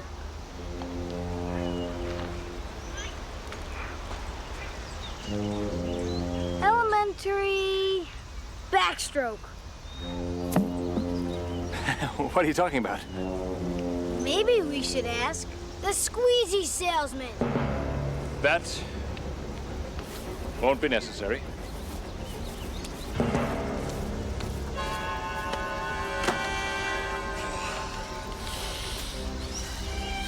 My frosty friend, our chariot awaits.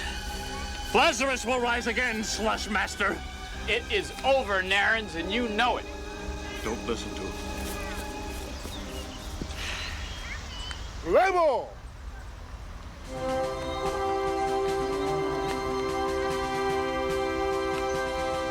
With Narins banished from the kingdom of baseball, we were free to play the game the way it was meant to be played.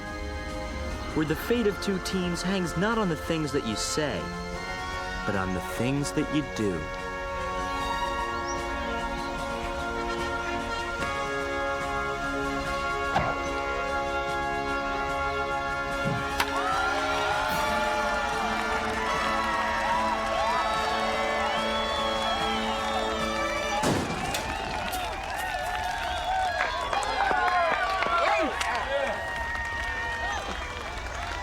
We lost the championship that day, but for some reason, I didn't feel like a failure. There you are, nice and safe. Losers. As for Mr. Narens, no one ever saw him again. I heard he just kept driving until the Lazarus ran out. As for me and Pete, we were on the same side again. I guess you could say that together, we saved the game of baseball that day. Maybe next year I wouldn't make it onto a winning team. Then again, maybe that's not what it takes to be a winner.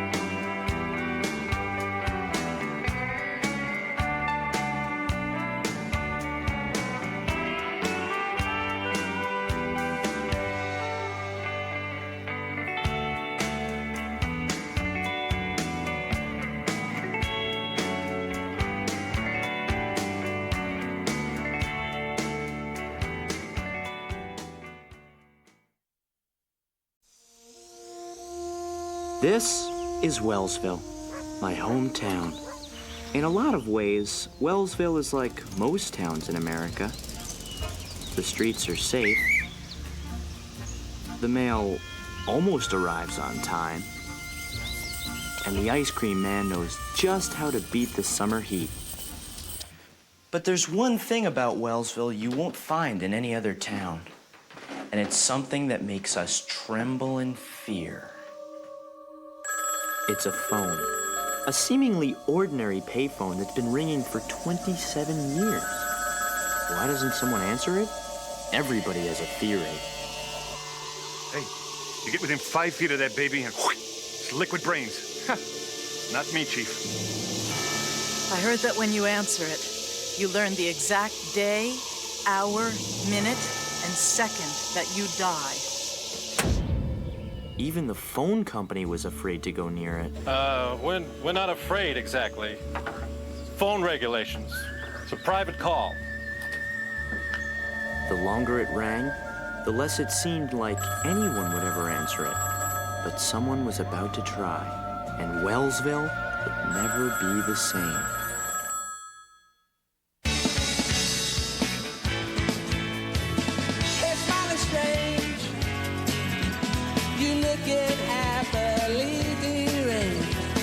Can you settle a shin bed? Or have you picked your target yet? Isn't it? Got your dog bite? Isn't it?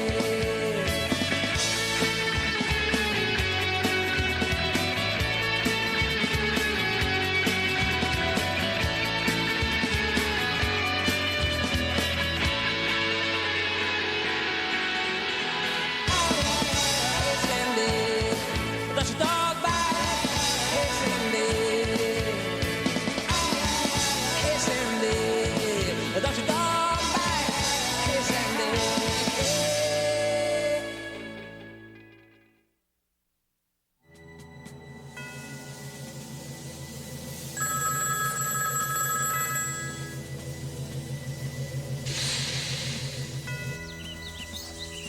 It was the hottest, doggiest dog day of the summer. The kind of day you don't just stick to vinyl, you stick to everything. It was one of those days when all your summer dreams are burned out of your memory, like butt flesh on a superheated back seat.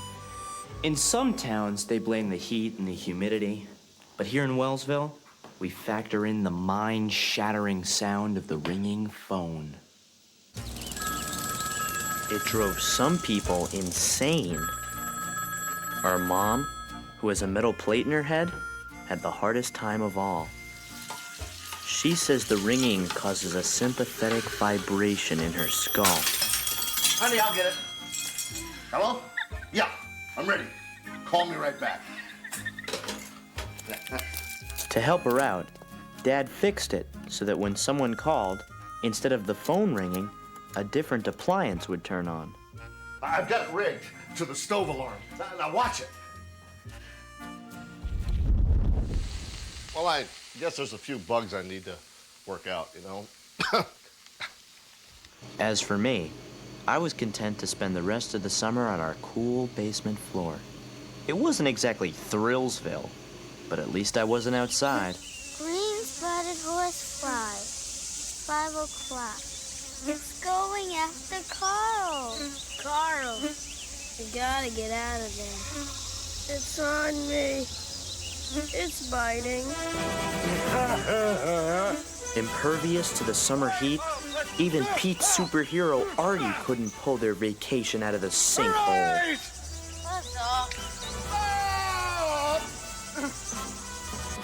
About the only two people still functioning in town were my mom and my best friend Ellen, helping out at the ringing phone crisis center. Hello? There's a freak out on the corner of Douglas and Maple. Hurry! Got a book. What do we got, Hub? Looks like a 417. Your jacket. Oh.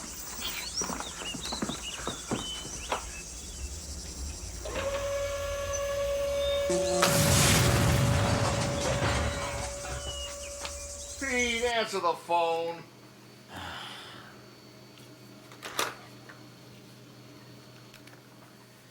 Hello? Pete, there's a phone crisis at Patterson Field. We could really use a volunteer. I'd like to, but I'm on to something.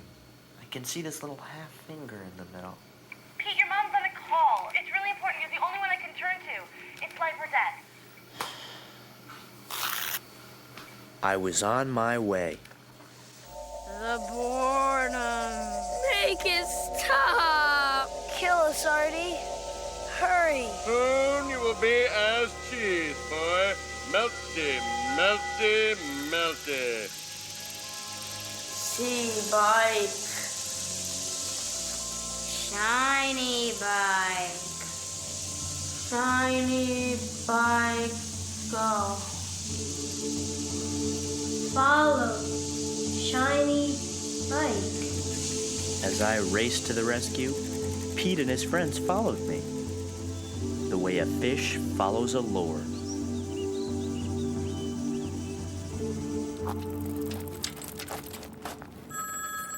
Hey, kid!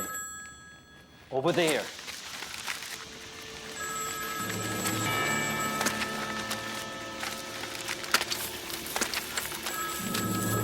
Ow! Quick, stay low and watch out for paper cuts.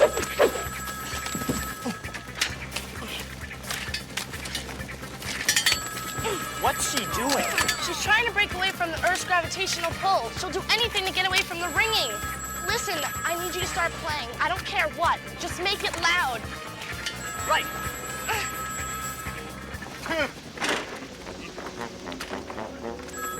Hello, Mailwoman McGinty.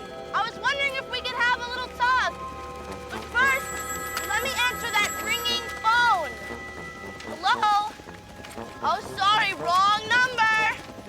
There, it stopped. Now we can have that little talk. No more phone? No more phone. You okay? Oh. That was amazing. Well, that's what it's all about, Pete. Helping people out. Is there anything else I can do? Well, we could really use some help at the center, but it's not always as glamorous. I want to help. Suddenly, I had a mission. And as it turned out, Pete had one too. I got it. It'll save the summer and make us heroes. What are you talking about? What is it? We're gonna answer the ringing phone.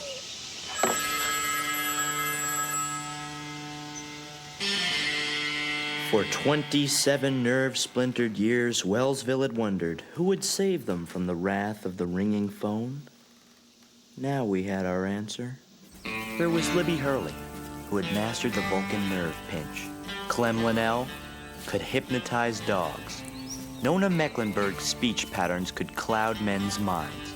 Pete could produce 7 kinds of body cheese.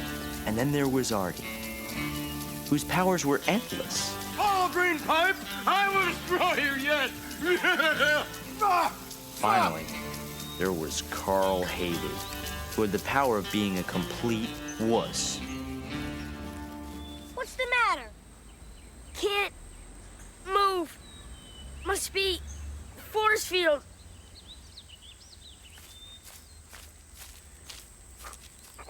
How come I could get through, huh?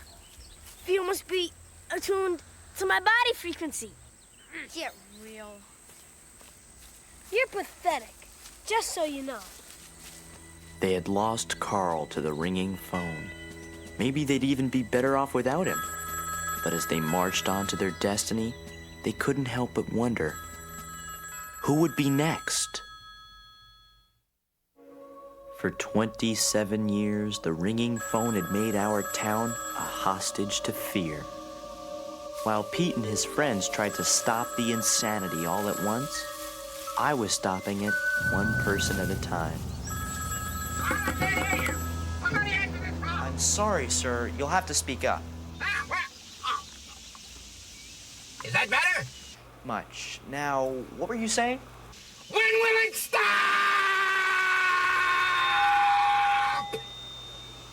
Hello? Hello? Hello? Sir? Sometimes they're just looking for answers. What do you tell them? It's not like you know when it'll stop. We know when it started. May 15th, 1967. Look. But who was the call for? I mean, was somebody expecting it? They think so, but nobody knows who it was.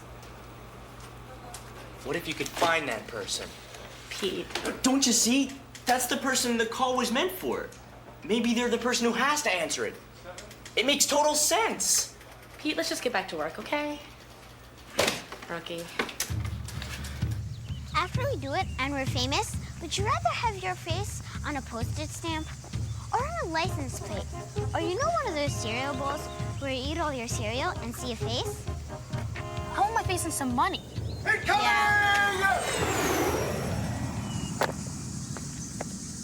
What are you doing, Hub? Saving you from a fate worse than death, that's what.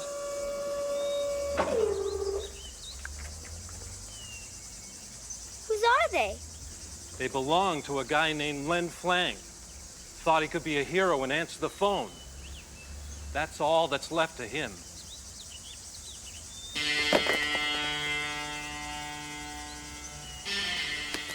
They're fake. If he blew up, they'd be goo. Onward! My Vikings. I can't go. Let me guess. A force field, right? Nope, just chicken. Fair enough. See you later. When we're on a lunchbox. And then there were 4. 5 if you count Petunia.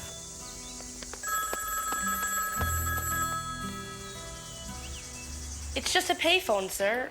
Circuits, metal, and plastic. Why'd you want to shoot it with a harpoon gun? I wanted to be a good volunteer, but I had to find out who the phone call was for, so I could lift the curse forever. Hello, and thanks for calling the ringing phone hotline. I wonder if you'd help us with a little questionnaire. Question 1.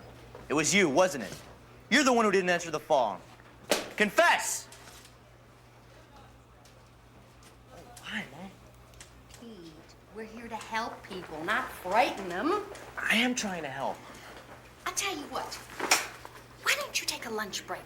It's your first day here. Take it easy. But Mom, I'm hot. I'm on to something. Lunch break. I had to stop the curse. A curse that left its brand of madness on everyone it touched. Pete and his friends tried to keep their spirits up, but the combination of heat and fear was beginning to take its toll. Hot. So hot. Oh.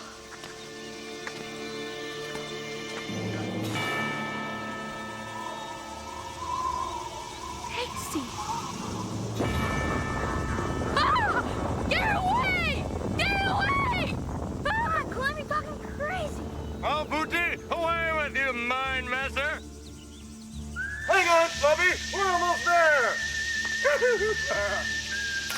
As for me, I was there, frustrated because I couldn't find the answers I was looking for. I tried to keep my cool, but the ringing phone was mocking me. Who have you come for? Who? Tell me! I'm not afraid of you! Maybe you should be.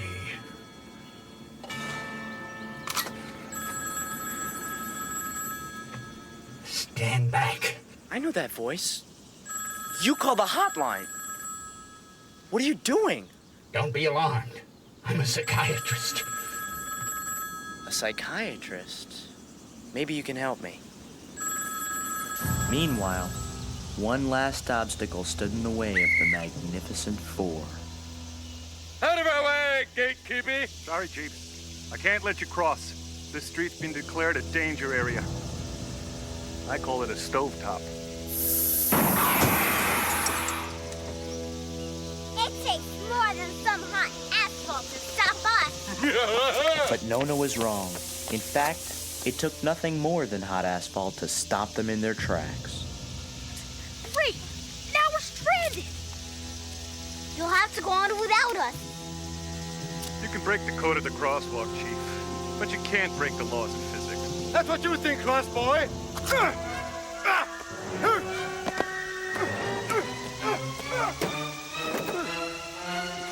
Onward, my Viking!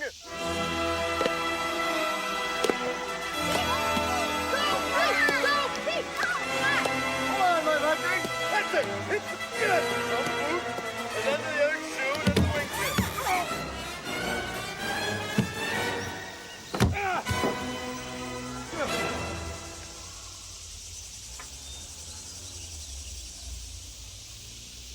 Problem! Hey, smart guys, what do you got to say for yourself now? Ah! It's over. Kaput! You curse you! At least we tried to save the town. Yeah. Hey! What do you want on your tombstone? Here lies Pete and Artie. They answered the call. Yeah! Ellen! A psychiatrist, a Dr. Bert Looper. He drew up this whole psychiatric profile of the first passerby. Listen. Probably filled with guilt. Feels the need to help out. Maybe here. Disturbed by the sound of ringing phones. Wow. Who could it be? I was about to find out. Ringing phone crisis center. Hey, son, it's Dad. I think I finally got it all figured out. Call me back, huh? And if this works, your mother will never have to worry about a phone ringing in this house again. Mom?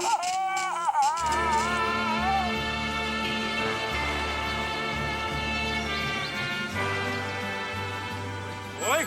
Boy! Don't let it smell your fear! Too late. Go! Finally, Pete and Artie had come face to face with their dreaded foe. Hoofa! Your kind never learns, does it? No, Artie, don't do No! it. Please, boy. Stand back! This phone is going down, for I am Archie! Ah! The strongest man!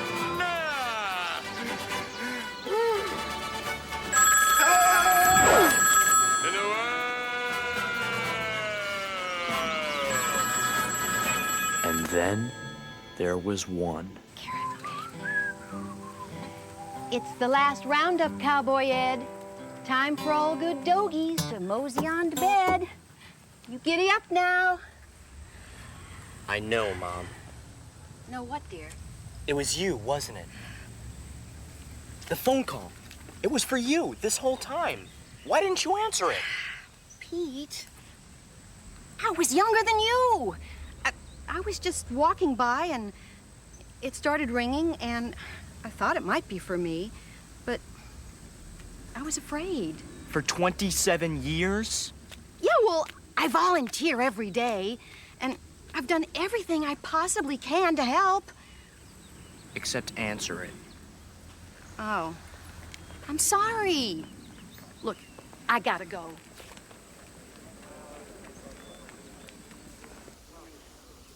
What's going on? Somebody's gonna answer the phone. Who? Your brother. Pete? Pete!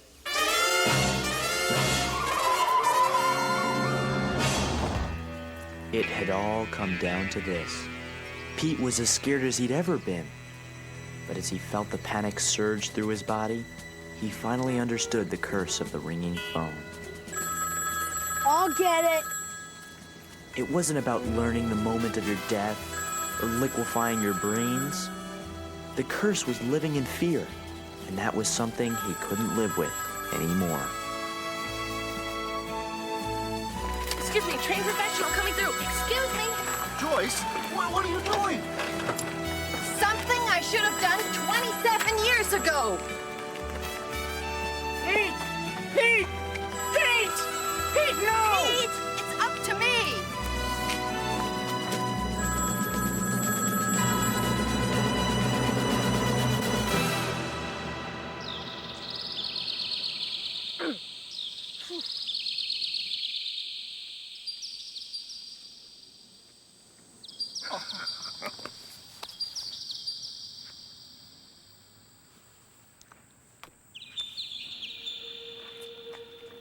Hello?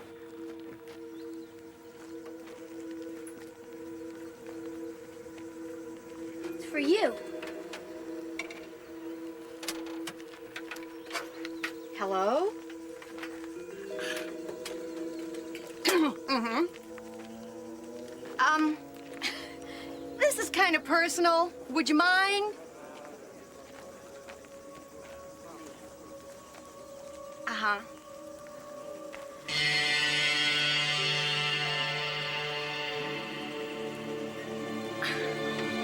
You know, you could have just called me at home. Why don't we talk about it, okay?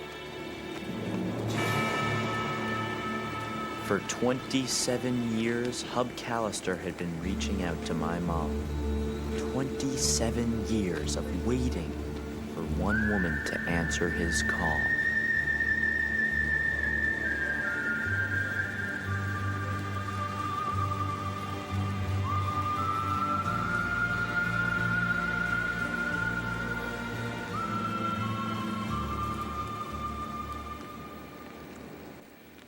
I've loved you since the 7th grade.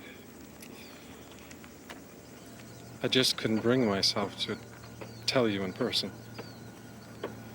So I called you on the phone when we walked by one day. Hub. When you didn't answer, I just kept it ringing.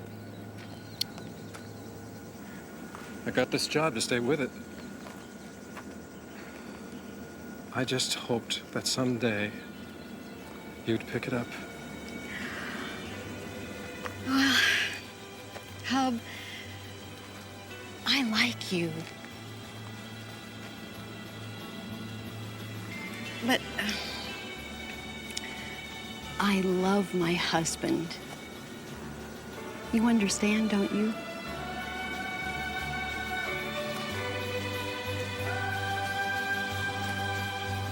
After nearly 3 decades of fear, the curse was finally over.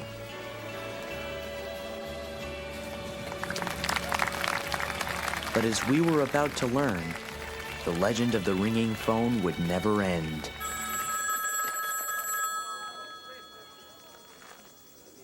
Hub knew that Mom would never pick up the phone, but it didn't really matter. To him, the rings were like an eternal flame he kept lit by simply staying on the line. To this day, when we hear the rings, it reminds us that true love, if it's really true, doesn't need an answer.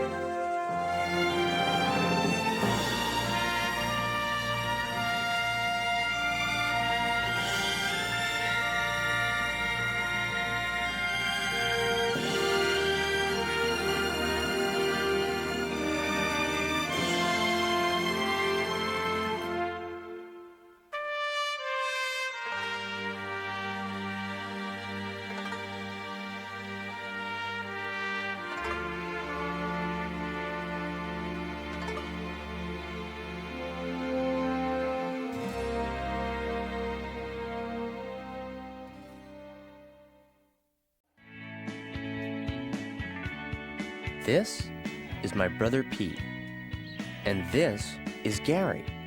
Technically, Gary is Pete's pet, but the truth is, they're best friends. Quit stalling, insect breath. Move.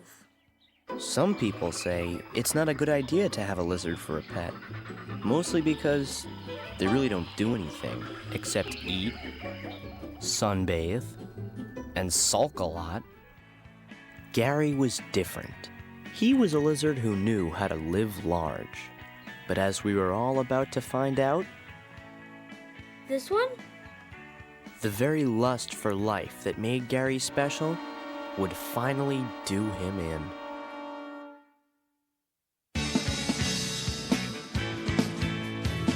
It's mighty strange. You looking happily deranged. I can't settle in bed. Or have you picked your target yet? It's ended. Don't your dog bite? It's ended.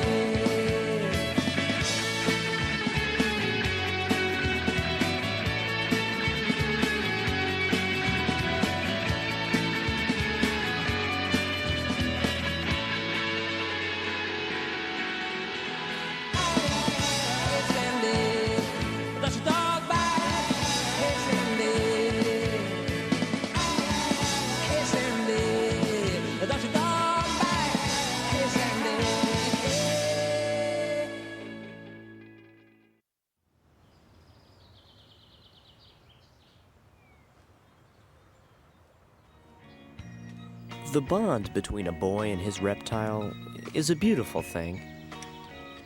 Buckle up, Gary. It's not just a law. It feels good. Their friendship was responsible for the invention of a lizard-sized foosball game, a lizard-sized shower massage, and of course, a lizard-sized bike seat. Hang on, Gary. I only know one speed.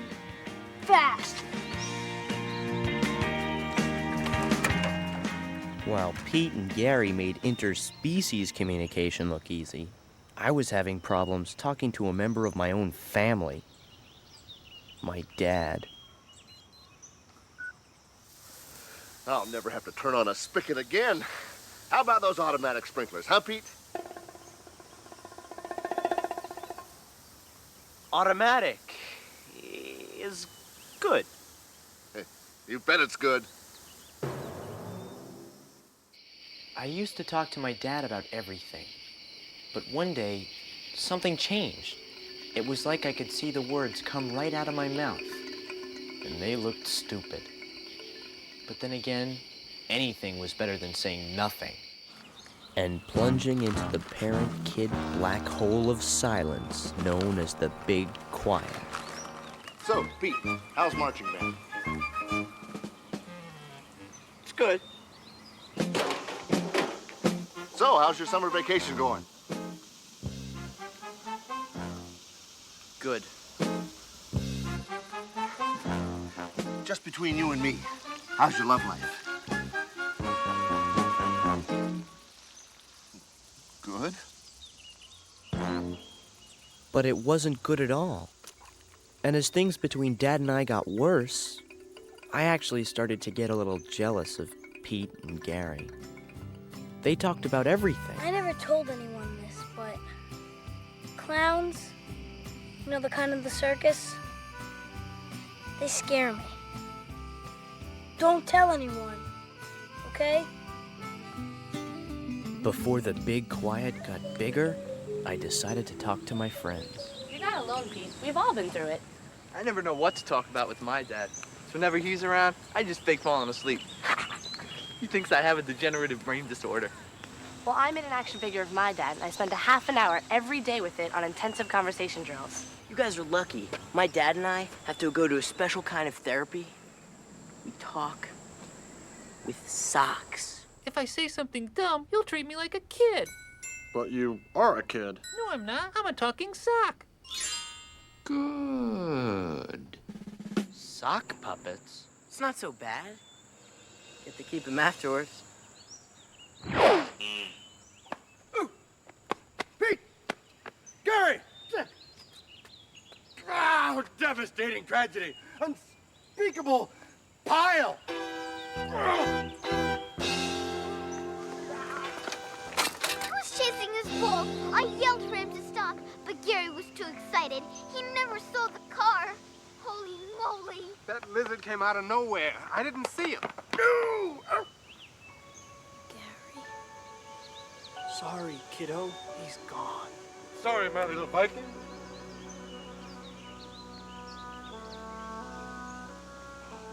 Oh, I failed the code of the crosswalk.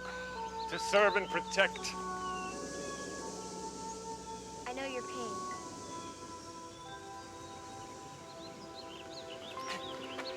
Give the lad room. Shouldn't you do something? Maybe just be with him. Not now. I think he needs to be alone.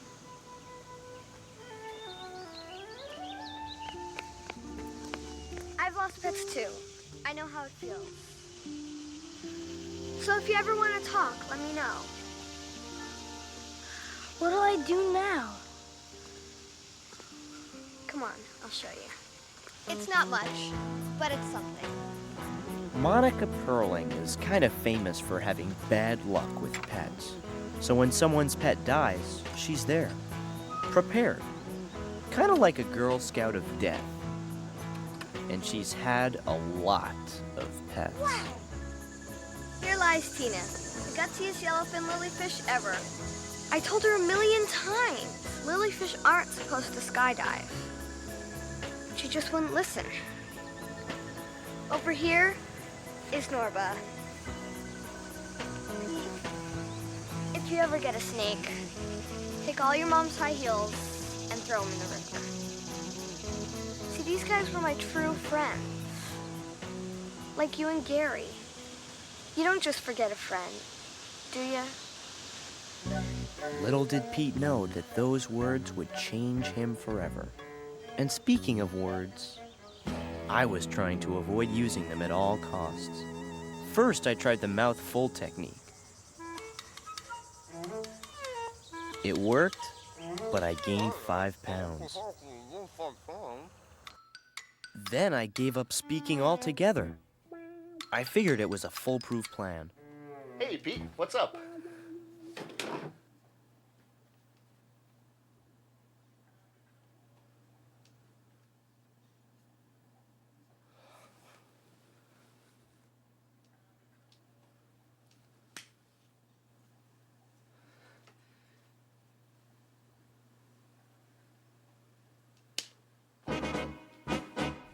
But there was no escape.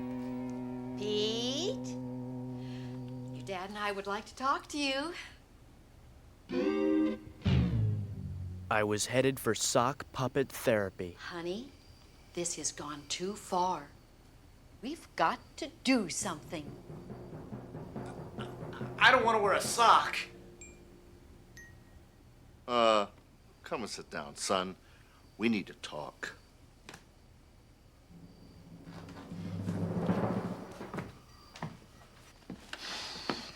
We're worried. It's Pete. And you've got to help us. He's really broken up over losing Gary. So, this Saturday, I want you and your father to to drive to the Lizard Ranch in Cumberland and find him a new pet. Cumberland? But that's a 2-hour drive. Well, that's okay, son. Give us a chance to shoot the breeze, you know, like we used to. Huh? The day of Gary's funeral was the saddest day of Pete's life. Fortunately, Monica got Pete a good deal on a turquoise coffin with taffeta inlays. She said Lou Costello went out that way. I guess that made Pete feel a little better. Dearly large, today's a day for goodbyes. I remember the tingly-tongued lad, Gary, as we called him, in the way. And now, well now, he's but a memory, living somewhere in the lap of the big one. Gary, wherever you are, always know that there is a hand of Bob's your uncle, finely dealt for you. Anything to add? Anyone? Anything to add at all? Anything at all? I guess you can all go now. Thanks for your time.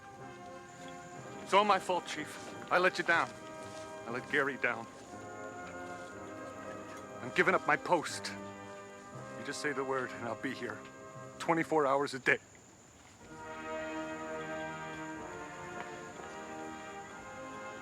Is there anything I can do? Just don't forget Gary. Ever. Because I won't. I could tell that Gary's funeral wasn't enough for Pete. And as they laid the Lizard King into his final resting place, Pete swore there'd be no rest for Wellsville until Gary got the goodbye he deserved. Saying goodbye to someone can be hard, even when you know you're going to see them again. But for Pete, saying goodbye to Gary was the hardest thing in his whole life. This is What Radio? Before I play The End by Jim Morrison, the Lizard King himself, I want to tell you about tomorrow's tribute. Hands across Wellsville.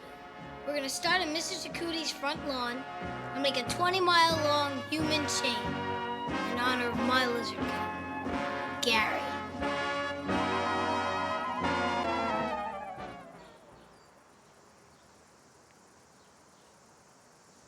Where is everybody? We're here, Chief. That's what counts. To do your duty. Gary deserves more respect, Pete. When Lincoln died, they shut down a railroad for a week. We gotta do something big, too. Don't worry, Gary. I'll think of something.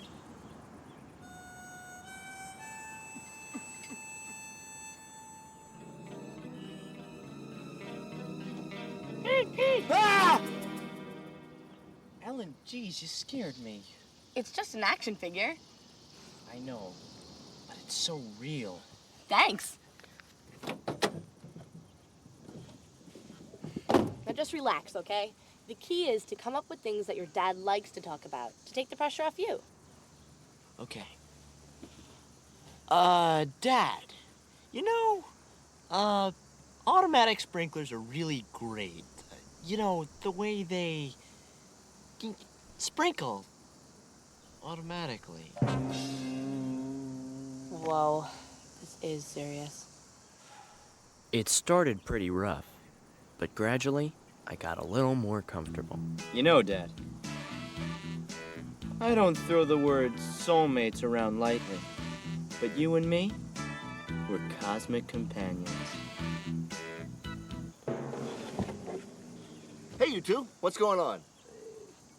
We're playing with a doll. Your mother doesn't know about this, does she? Good.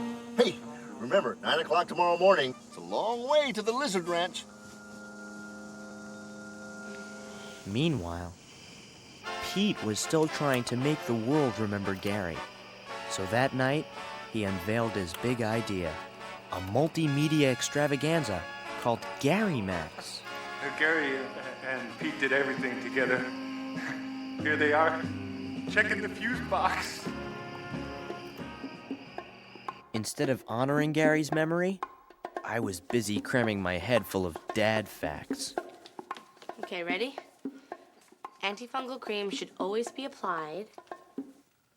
By a doctor. No, directly to the problem area. My turn. What's your dad's philosophy of life? Always sear in the juices. No! That's his grilling philosophy. And here's Gary and Petunia doing the Aztec jiggle. We seem to be having some technical difficulties. Ladies and gentlemen, stay in your seat. Gary Max will be right back. Hey, you flameids, come back! I know you want to see that lizard boogie. Nobody cares.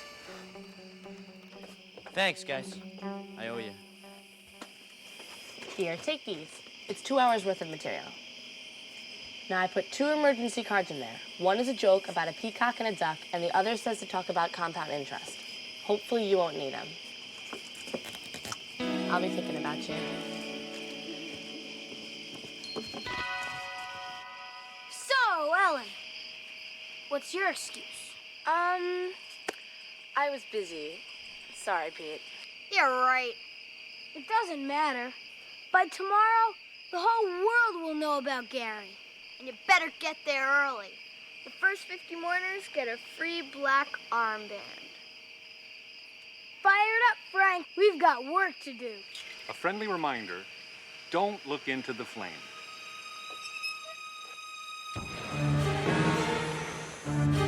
So finally, the big day arrived. Both of us stood, staring into the gaping maw of a giant abyss. For me, it was the big quiet. For Pete, it was eternity itself.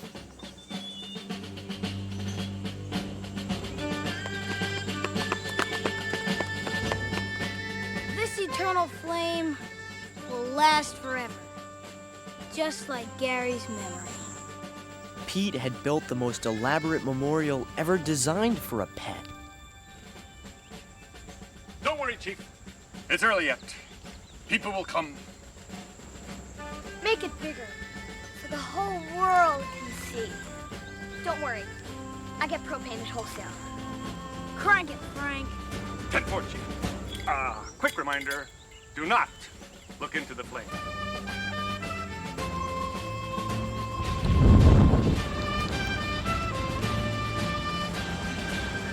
It worked. As for me, well, the time had come to either spit in the eye of the big quiet or become its whimpering slave.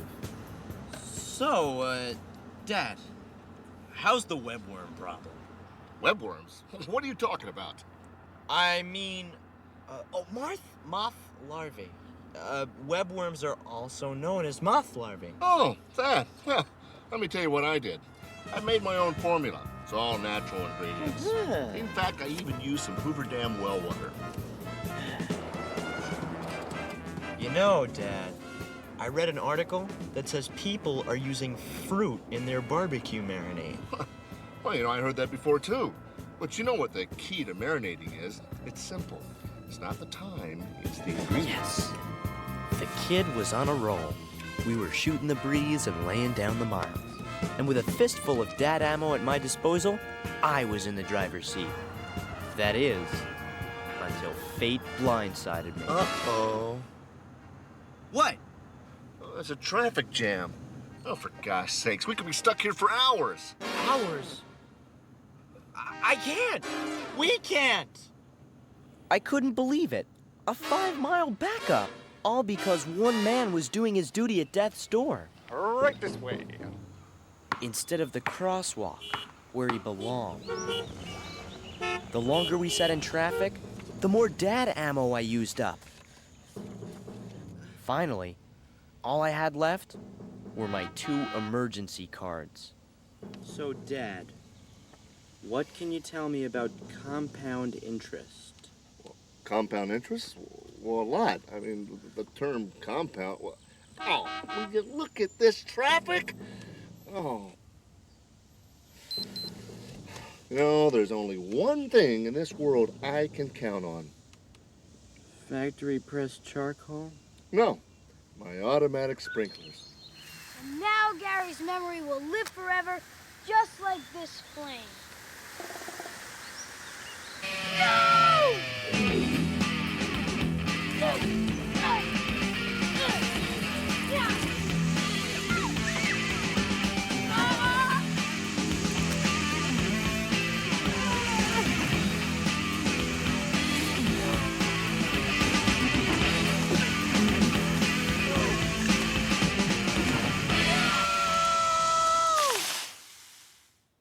Well, this has been very interesting. I think we'll head over to the Acoustic Tile Museum now. Thanks. Bye. Pete, honey, you've gone too far. You've done a great job telling the world about Gary, but now it's time to stop. No, don't give up. Once this thing dries, you'll be mourning again in no time. No, Pete. It's time to start living again. That's what Gary loved about you. Don't let go. Ever.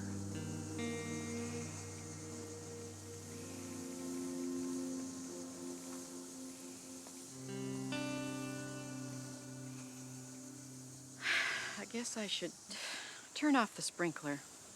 No, don't. Water's good for the bugs, and that's good for lizards. Mom, can you help me with something? As Pete stepped back from the edge of the abyss, I was falling. Fast.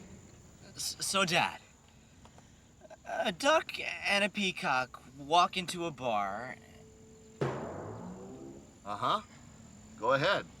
What was the point? It was sock puppet therapy for me. There was nothing I could do but surrender to the nothingness of the big quiet. Go ahead. They walk into the bar. And that's when Pete saved me. This is a special bulletin from What Radio. After all the tributes and memorials, Pete decided it was finally time to say goodbye.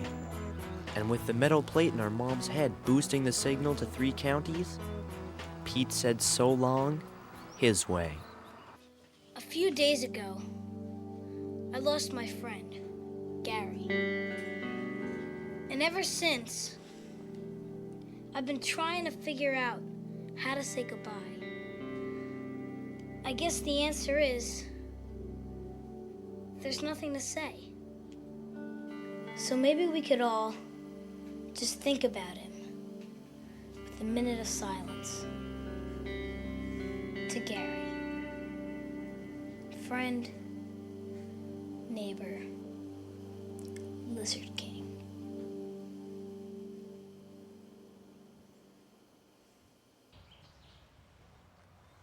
All along, I had feared the quiet. And now that I was in it, I realized that I didn't have to fill the space between Dad and I with a lot of words. If I couldn't think of something to say, I could just be quiet. He'd still be my dad. We'd still love each other. Thanks. And now on with the show. What do you say we go home now? I got a feeling Pete's okay. Were you saying something before? Oh, yeah. But it's not important. In the end, Pete's moment of silence spoke to all of us, each in a different way. Frank returned to his post, where he protected all species, big and small. Pete learned that you can let go of a friend without letting go of a friendship. Didn't she like a bike seat? As for me, well, not all of my fears about talking with Dad were cured. Want a lift?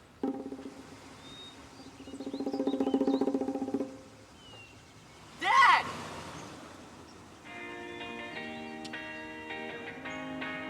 But then again, sometimes talking isn't all it's cracked up to be.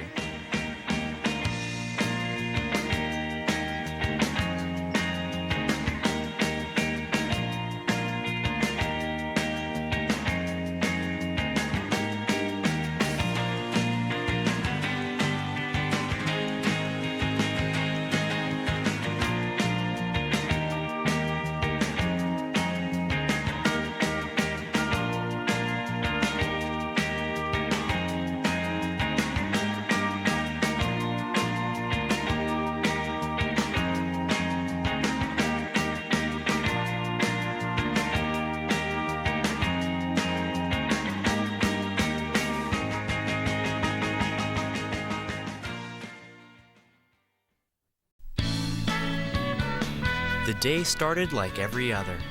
The Earth rotated at 1,000 miles an hour. The sprinklers clicked on at exactly 7:15. The paint on the garage peeled another 1.2 millimeters. And Pete and I were hard at work meeting Dad's high car wash standards. When suddenly... Boys, we need to talk. We didn't do it. Here's a quarter. Call my lawyer. At ease. Pete, every man dreams of a chance to say what I'm going to say to you. A chance to see his boys become men, to reach that apex, to climb that... As usual, we had no idea what Dad was blammering on about. But then... I guess what I'm trying to say is your mother and I are going away for the weekend. We're putting you in charge. The house is yours, is yours, is yours, is yours.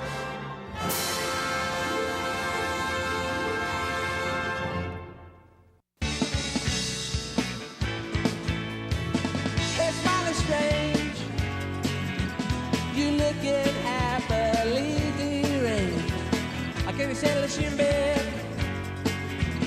Or have you picked your target yet? It's ended. Got your dog bite. It's ended.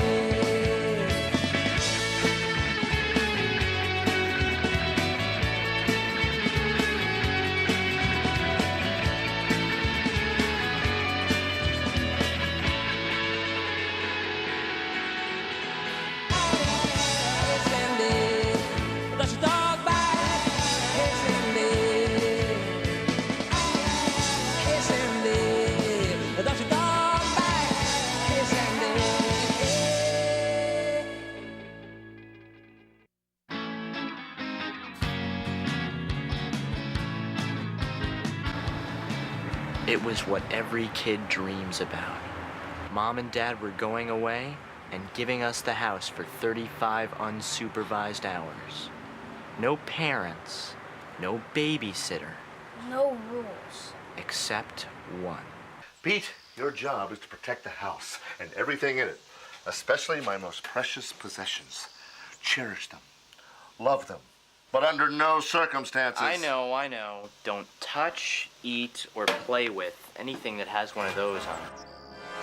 You're in charge. Think you can handle it, champ? In my sleep. Well, that about covers it. Missing you already. I believe there's just one more little detail. They were more beautiful than I had imagined. They were the keys to paradise. Well, we'll be leaving you as boys. But when you come back, you'll be men. Remember to change your underwear. Joyce, let's go. You have to give them your confidence, your faith, your trust.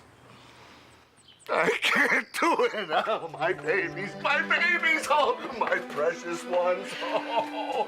Dad, if you love something, set it free. Remember, Dawn, the tools are just a phone call away.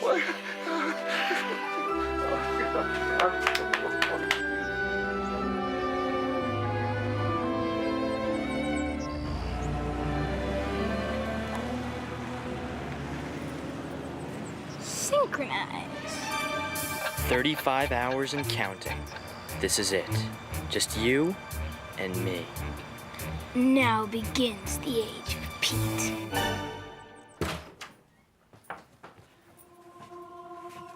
It's so beautiful. It's like I've never been here. It's so ours. I'm scared. I'm here.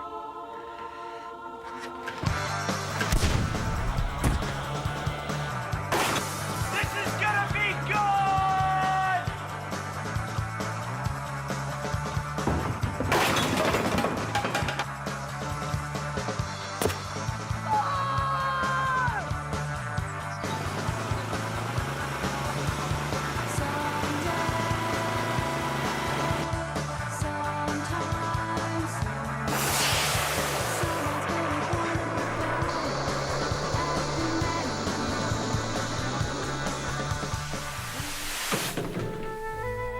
Hours into our mega weekend, I was already out of it. But not Pete. He was just warming up. Rev it on the red line. The Wrigley 500 is about to begin. It was time for the main event, the Wrigley 500, a gut-crunching 500-lap race around the house. Up till that weekend, it had only been a dream. But with Mom and Dad gone, nothing could stop us. Well, almost nothing. Pete? Her name was Margie Corsel. I had written it 1,000 times on my math notebook. And here she was, in my front yard. What are you guys doing? We were just cleaning up. Cleaning? There's no cleaning, and there will be no cleaning. We're gonna run the Wrigley 500. It's okay. I was just seeing if you wanted to come swimming with me at the quarry. Sorry, my brother and I are busy for the next 32 hours. It's the age of Pete, right? Right? It's no big deal. I understand if you'd rather play with your little brother. It would be the ultimate betrayal. But this was Margie. She had a way of tugging her earlobes that killed me. It's just a race. We can ride bikes anytime. You don't mind, do you? I'll tell you what. While I'm gone, the whole house is yours. You're in charge. How's that sound? Neat, huh? You think you can, handle it, champ?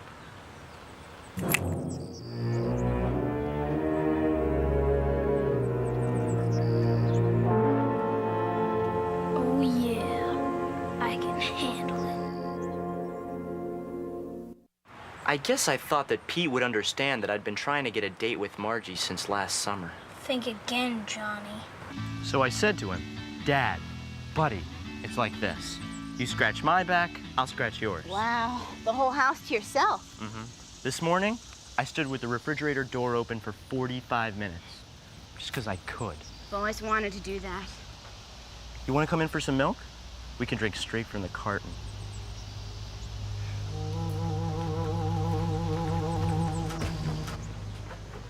Excuse me, sir. Can I help you? No. I live here. That was a funny one. Now it's my turn. Knock, knock. Who's there? Not you. The house has been sold. Sold? What do you mean? Sold. The buyer and the seller reach an equitable agreement in which the seller waives escrow rights in exchange for a cash sum. Huh? Let me explain it to you. You don't live here anymore. Your brother sold the house. You get it? It's not brain surgery. I should know. I used to be a brain surgeon until they fired me. You leave a sandwich inside of one head. My card. Margie, can you give me a second here? I gotta talk to my brother. You wanna come in? No, maybe you two should work this out. Besides, milk makes me all phlegmy. We've got water.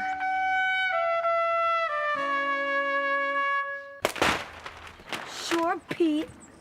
We'll spend the whole weekend together. How could you do this? Easy.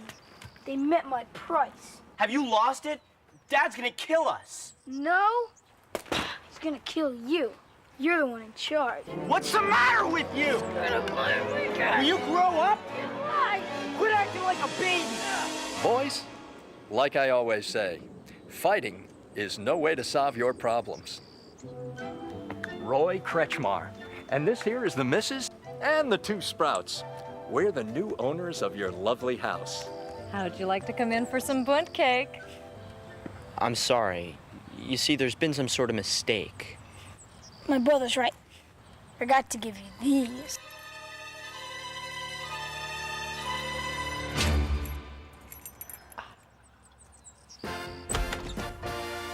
Kretschmer family, meet your new home. Along with your purchase, you will receive this luxurious, fully reclinable cribble lounger. Oh, and what about that shimmering, no-wax floor? The kids love it. You could crack your head open. It's very dangerous. But fun. Your bathroom comes equipped with matching brass fixtures and deluxe, fully operational toilets. The plumbing's shot. Don't expect to go number 2 in either of them. That won't be a problem. And here's a place to escape the ups and downs of the day. Your own secret hideaway.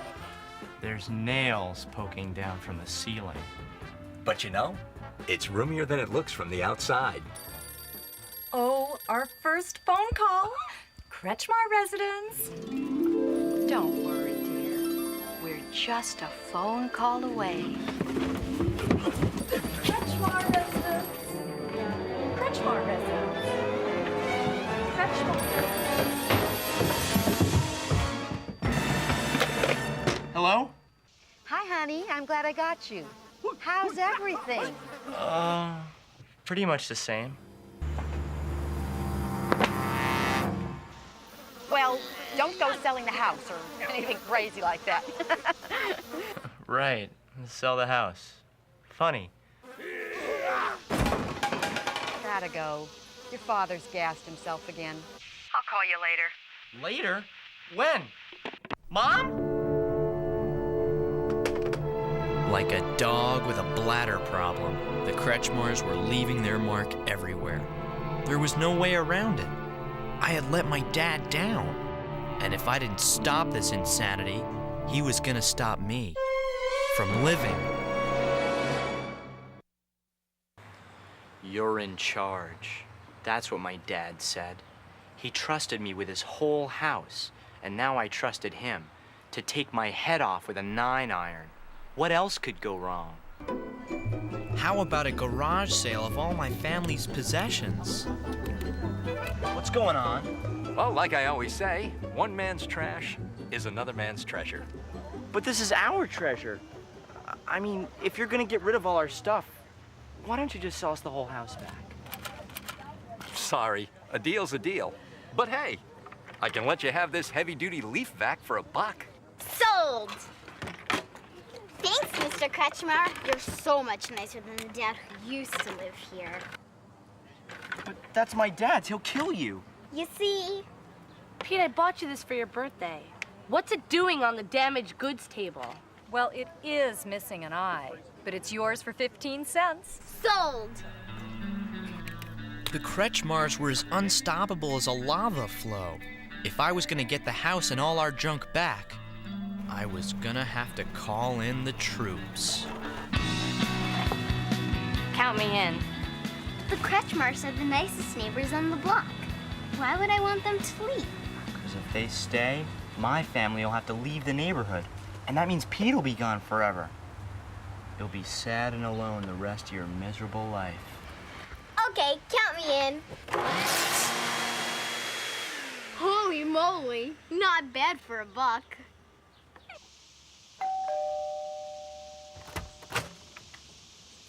Howdy, partner. I'm Nona F. Mecklenburg. The F stands for free range.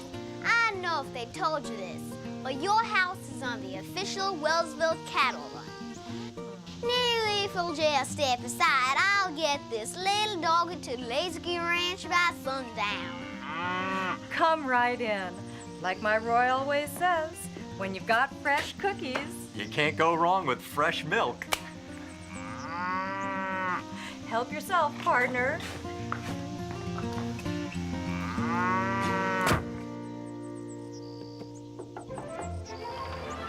Ma'am, I'm from the Fight the Airport Committee. Are you aware that you live under one of the nation's busiest flight patterns? And that some airports have shoddy guidelines for luggage control? Lovely. Like my Roy always says, you can't go wrong with free clothes. And Billy just loves airplanes. He's in junior pilot school. I'll get it.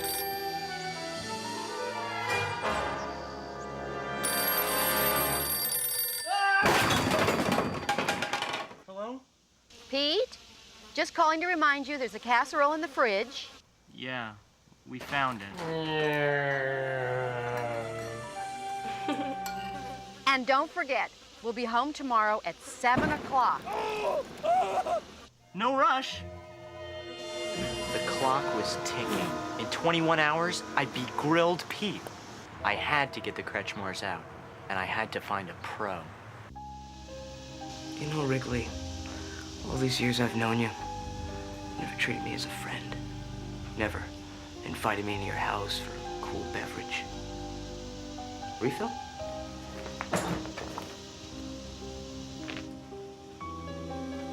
Thanks, Mike. Oh, the boys at the shop are never gonna believe this, huh? A desperate carrot head comes to me for help. Beautiful. Say we get down to business, shall we? I help you. What's in for me? Anything. You can break everything in the house, dig up the yard, contaminate it with nuclear waste. You got any Neapolitan ice cream? Good, Wrigley. Very good. Welcome to my nightmare.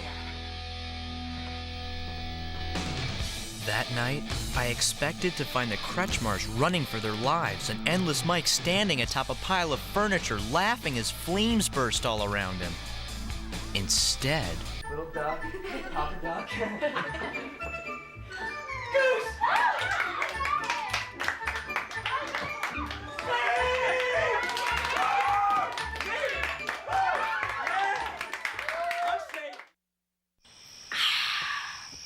Man, those Kretschmars can party.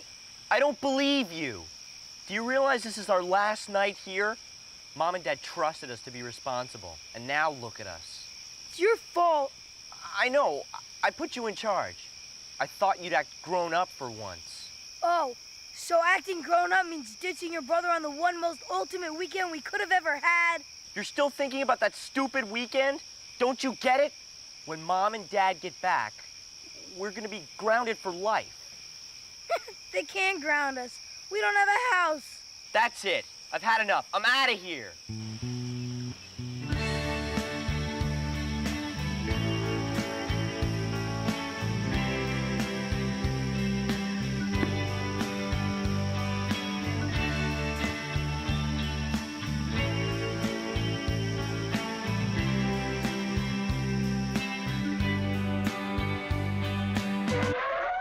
One. What do you think you're doing? What you promised to do yesterday, traitor. The Wrigley 500. Have you lost it? Mom and Dad are practically on their way home and you want to ride bikes? Life's short. Live large. I'm a lap ahead of you. What are you gonna do about it?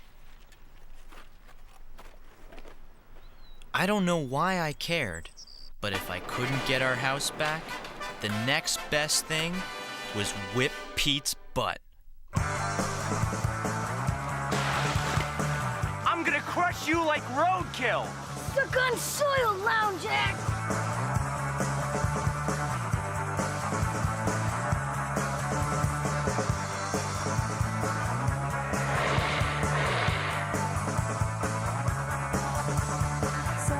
Lunch on mud, slughead!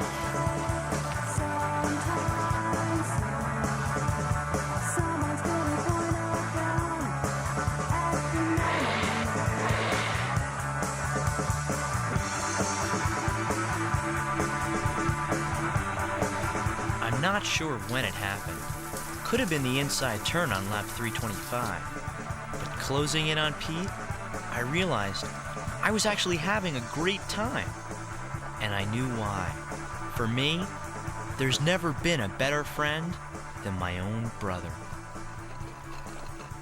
Sure, the race ended in a tie, but I wouldn't have had it any other way. Nice race. Yeah, nice race. I'm sorry, Pete. I'm sorry I ditched you. Never again. Yeah, well, I'm sorry I sold our house.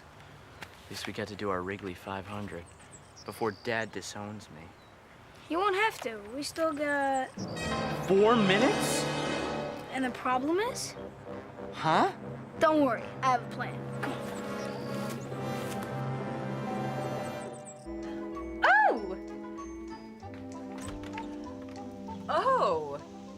Isn't this a surprise? Can we talk to you and Mr. Kretschmar? Like now? Well, certainly. Oh, Roy! What can I do for you fellas? This is your eviction notice, Roy. Either you go or the house goes. Well, I can see you mean business. Good vision. You got 10 seconds. Whoa! Let's not be hasty. Like I always say, you don't live here anymore. With time running out and Mom and Dad in sight, there was one option left. Please, please, please. But this is our home. Our lives are in these walls. Like right here.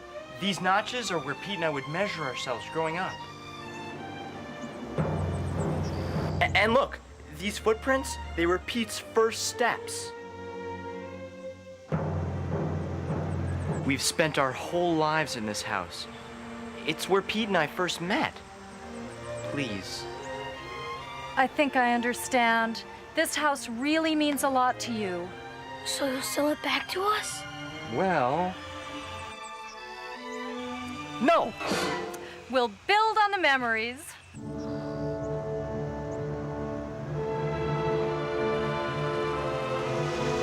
Well, Pete, it's nice knowing you. You've been a good brother.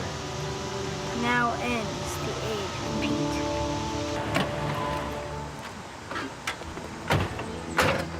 Hey, Dad! Hey, Dad! Congratulations, sons. Today you're Wrigley's. No, you're more than Wrigley's. You're men. Real, honest, manly. Mommy! Hi. Oh, well, what a lovely welcome. Oh, and who are these nice people? Say hello to the Kretschmars. It's so nice to meet you. You've kept a lovely home. Oh, so you folks live around here? You could say that. Right here, in fact. Got quite a deal, too. I don't follow you, stranger. We kind of sold them the house. Oh, hi.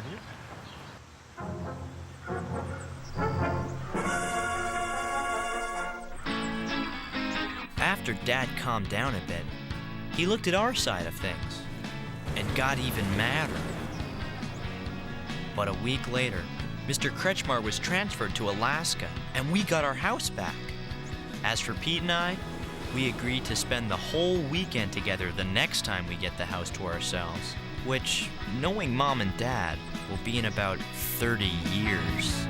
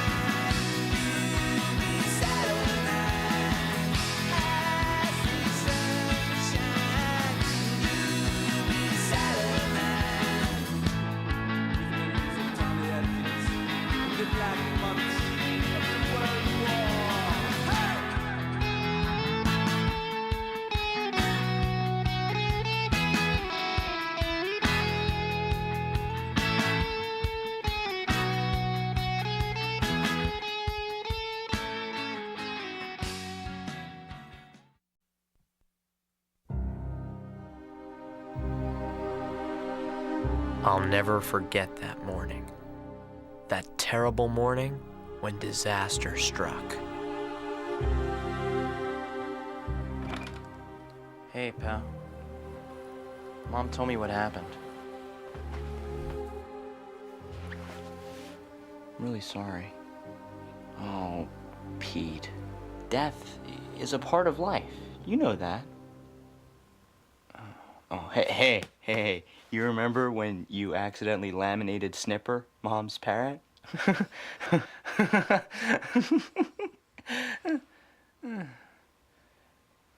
I'm sorry. I'm just trying to cheer you up.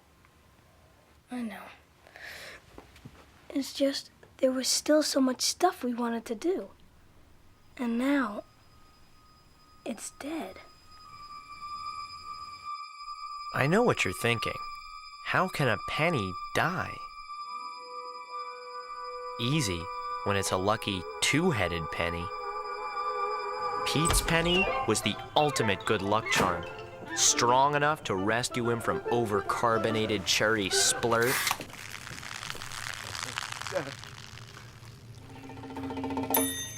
powerful enough to ward off evil mutants armed with Cold War weaponry.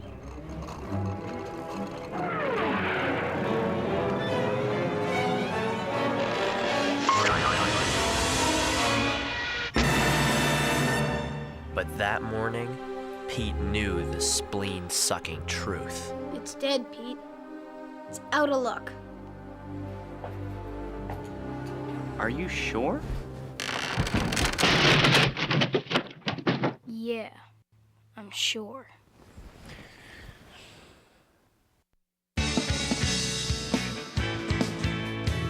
It's mighty strange. You looking happily deranged. I can't settle in bed. Or have you picked your target yet? It's ended. Does your dog bite? It's ended.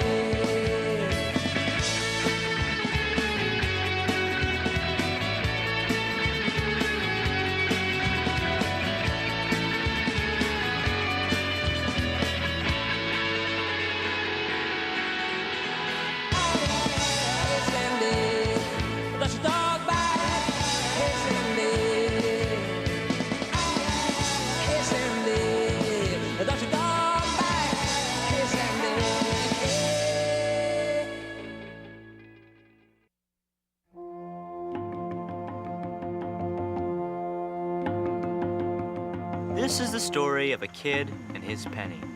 No ordinary kid, no ordinary penny. Unfortunately, luck had run out for both of them.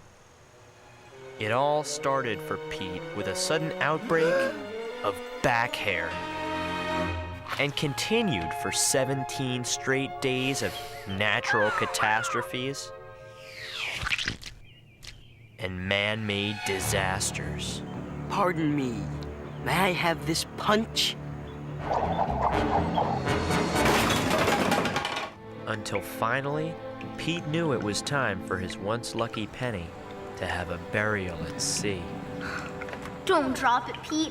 Please don't drop it. Chuck it, Pete. Then we can hear the plunky sound when it hits the bottom. No! Pete, you can recharge it, like a battery. I can? Do burps taste like hot dogs? Mine do. Pete, recharging a lucky penny is easy. All you gotta do is have a train run it over. Really? That is a bunch of crud. It is not. And I know the perfect place. The train tracks near Smedley Ravine. Smedley Ravine? That's 10 miles away. How are we supposed to get there?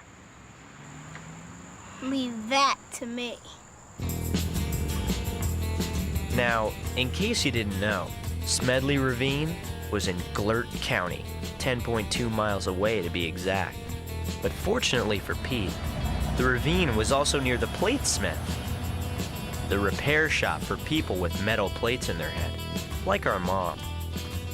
Pete knew there was no way Mom would take him there to penny the tracks, so he didn't bother to ask her.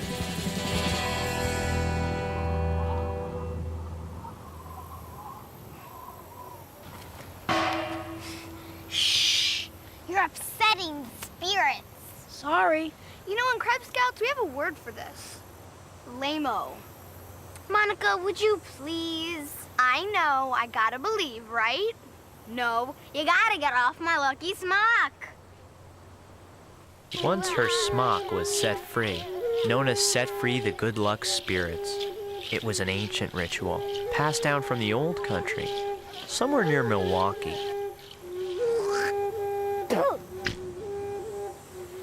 I made that part up.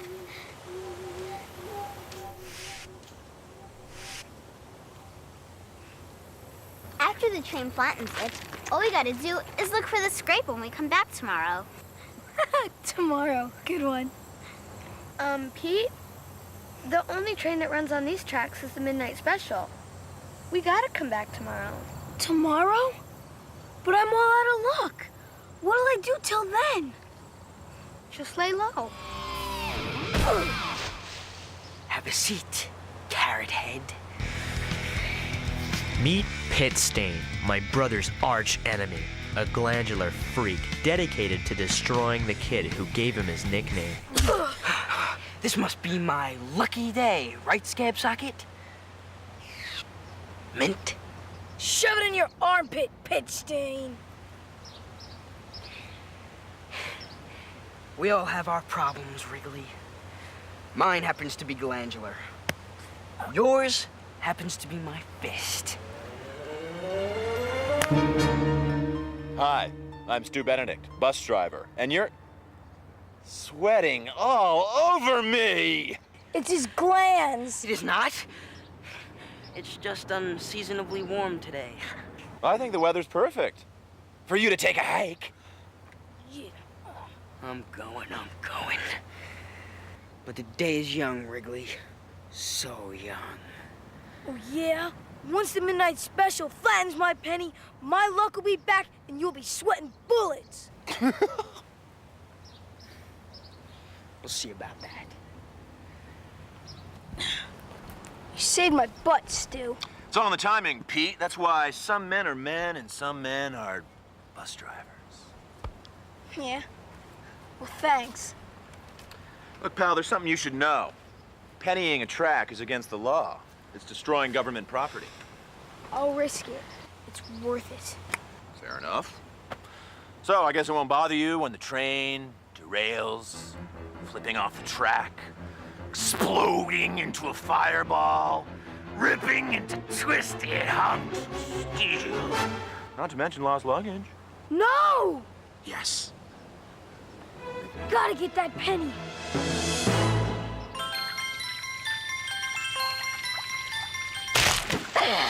Yeah, all right. I gotta get that penny. You don't actually believe in that luck stuff, do ya? I do if Wrigley does. And he's been lucky till now. But if I get the penny, I'll have the luck. And Wrigley, he'll be crispy duck. Hey, I made a rhyme.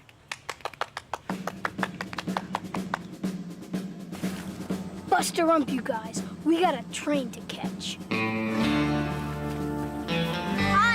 ho! You know, I heard that when a train derails, the G-force takes the people and turns them inside out. Is that wicked or what? No, nah. Maybe you should have told us that before Pete Penny's track. Nag, nag, nag. I can't believe it. At midnight, that train's gonna go flying, and it's all because of me. Don't worry, Pete. We'll get there on time. Besides, I'm like a good luck force field. I'm wearing my lucky hat, my lucky shoelaces, my lucky candy necklace, and my lucky underwear. Pete, you don't need luck. You need this. The Viper. Be careful. It could strike at any moment.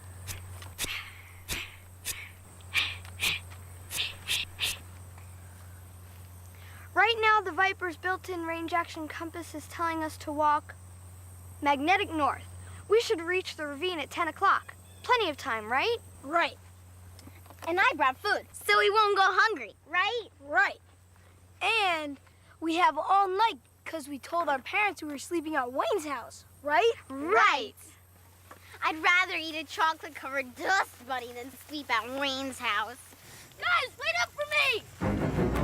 Hey, guys, wait up! It's me, Wayne! Guys, come on, wait up! Say hello to Wayne Pardue, also known as Wayne the Pain. Talk about lousy luck. It's me, Wayne! Jeez Louise. I'm not glad I caught you. Hey, I heard you guys were sleeping over my house tonight. Man, this is gonna be a solid day. Solid as a rock. Like your head. So, what do you want to do till the sleepover? You wouldn't be into it. You know, we're just gonna go and look for Penny. Super genius! I'm in. Oh, wait till you see what I got. A Cribstar 2000 flashlight. There's a picture of a frogman on the box using it in 1,000 feet of water. But it's good just for seeing stuff in the dark, too. You guys didn't bring one, did you?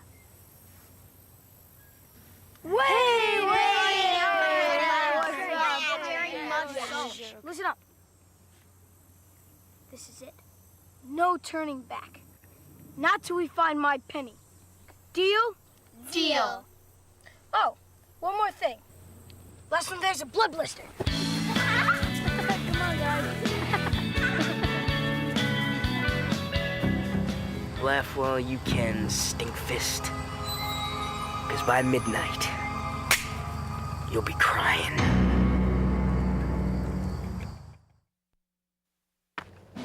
See that Cub Scout turning green? See that Cub Scout turning green? Someone whizzed in her canteen. Someone whizzed in her canteen. That's not how it goes. For the first few hours, none of the night crawlers seemed too worried. Sure, the penny was still miles away. And sure, hundreds of lives were in their hands. But for a while, none of that mattered. Monica kept the moving magnetic north. Nona kept the bad luck spirits at bay. And as for Wayne... I bet you didn't know.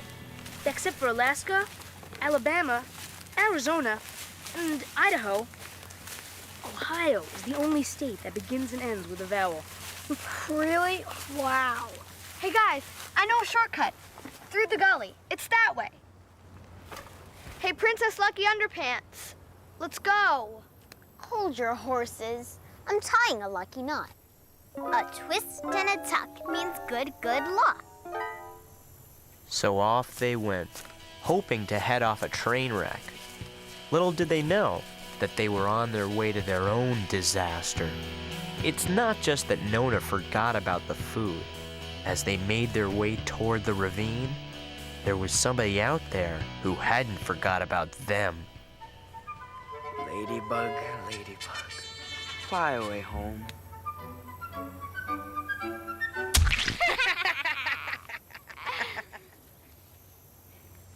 Remind me to do that to Wrigley when I catch him. Party, that's a 5, the 10, the 20. Bob, this kid can bring him to the Super Bowl. This kid could really make it. This kid could go all the way. Wayne! Bob, this kid is a super genius. Wayne! Touchdown! Time out! Sorry, I'm just hungry. When I get hungry, I get hyper. Dr. Kleinmarker says that's to do with my blood corpuscles. He said the corpuscles... Wayne! Nona, give Mr. Hyper something to eat. Okay. I can't? Don't even say it. Okay. You lost the food? What about my corpuscles? All right. Everybody, just calm down. We'll be okay. You guys probably wouldn't have liked what I brought anyway.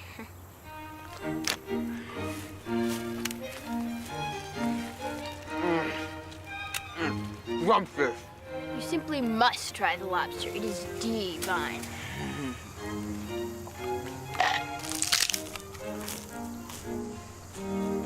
By dusk, it was official. My brother's lousy luck was back and making up for lost time. Bite me sideways. This can't be the right way. Sorry, Pete. It's hard to navigate when you're starving to death. I said I was sorry. And if it's such a big problem, Monica, why don't you go find us some food? Good idea. I see some right now. No, it's that lucky candy necklace. I am so sick and tired of hearing lucky this and lucky that. Why don't you take your lucky necklace, stuff it down your lucky mouth before I push you down this lucky hill and make you poop in your lucky underpants?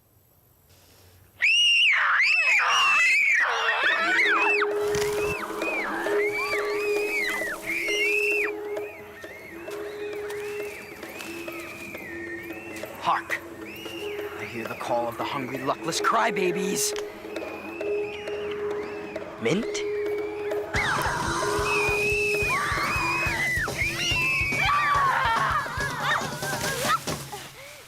talks that way about my lucky underpants! My Viper! It's gone! I'll rip your hair off! Hold it.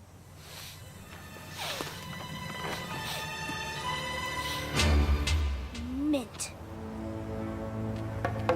Pit stain? Maybe we should go home now. We made a pledge, Wayne. We're not stopping till we get my penny. I'll get you there, Pete. Promise. Let's go. It didn't take a two-headed Abe Lincoln to figure out that if Pete didn't get his penny before pit stain, his life was gonna derail. But unfortunately, Pete wasn't only out of luck, he was running out of daylight and almost out of time.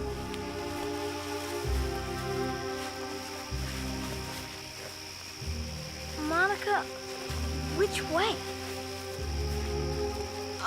North. That way. Sure? Yeah.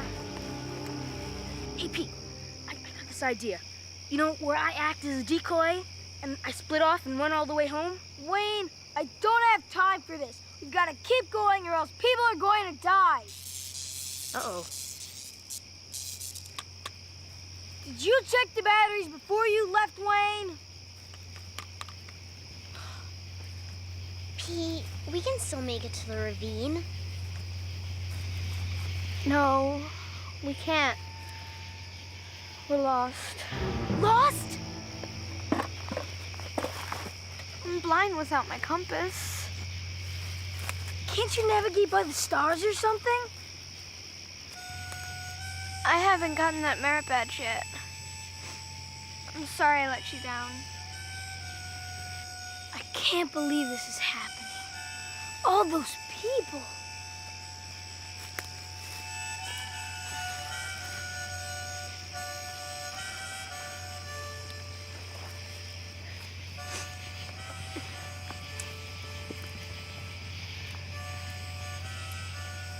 Here, the yellow ones taste like summer. I'll hold on to it for luck.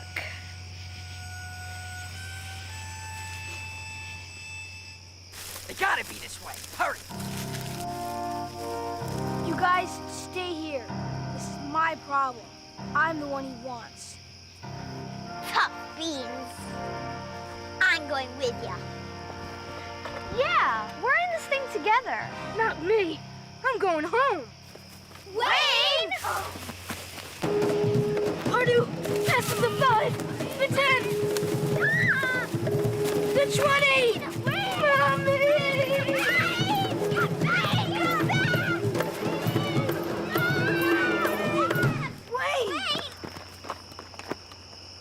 Wayno! You found it! Touchdown! My penny. Wrong. My penny. Over my dead body, you freak! My associates could arrange that. Hairnet, drawstring. From now on, Wrigley, you're gonna feel what it's like to be unlucky.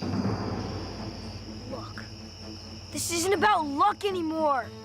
If I don't get that penny, then that train is going to derail, flip off the track, and explode into a fireball! No. I knew I should have brought my camera.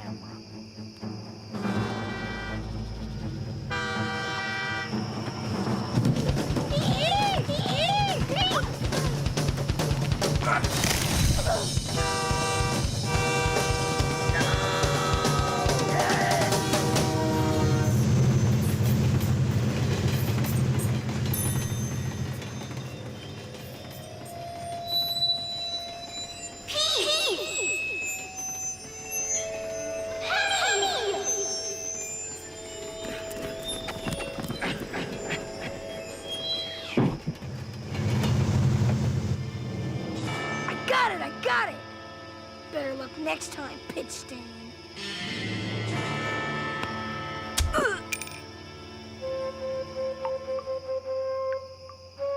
It's so beautiful. And it's mine. Mine. Mine. Drop it, Pit Stain. Stu! With the power vested in me by the Wellsville Busing and Transit Authority, you're under bus arrest. How'd you know we were here? Just passing by. Right place, right time. For you, wrong place, wrong time. On the bus.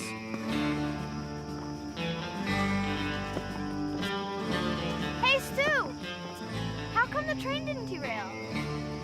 Must be Pete's lucky day.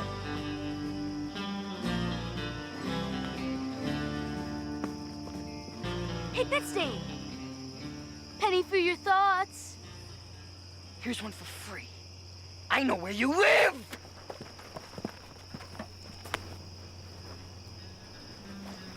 It turns out that Stu was right, because at that moment, my brother never felt luckier. And not just because of a penny.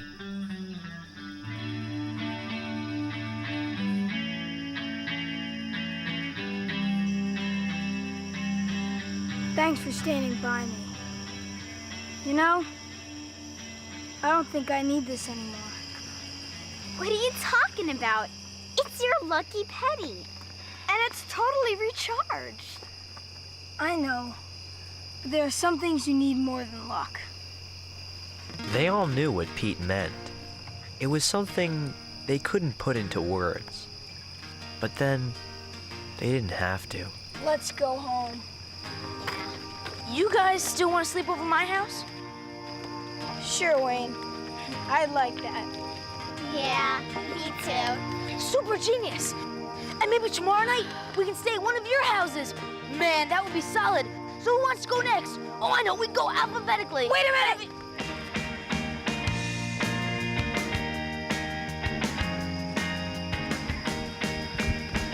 I think we might need this. But if you don't want to go alphabetically, we could go counterclockwise, clockwise, Well, he's a scallywag. I have another friend that he did the same thing to. Oh, and then he brags. And he'll kiss and tell me every time you do. Monte Carlo.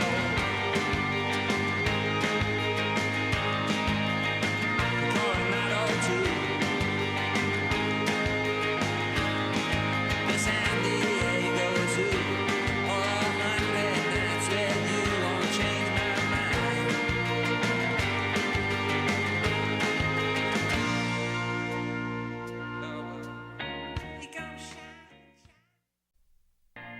This is the Wellsville Municipal Pool. It opens every year on the first day of summer. It closes just after Labor Day. And in between lies paradise. For those 12 weeks, every radio station plays your favorite song. Every can opener feels like it's in slow-mo, and every trip to the deep end seems more beautiful than the last. In this chlorinated wonderland, one person was in charge of preserving the peace. That person was me. What? He started it. Most of my subjects obeyed me. Some would come to adore me. But in the end, one would try to destroy me.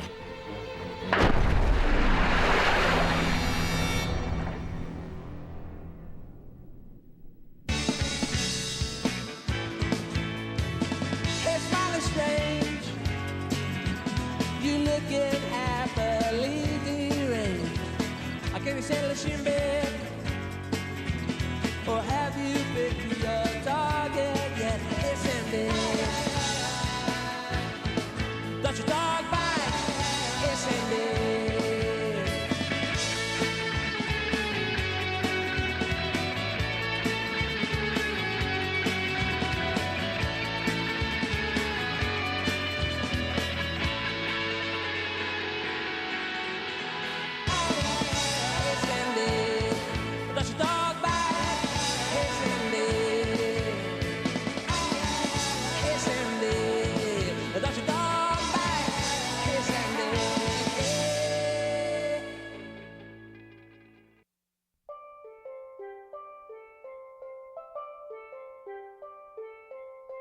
With most summer jobs, you whack some weeds, inhale some paint fumes, maybe scrape at some grill gunk with a spatula, and then you look up, and the summer's gone.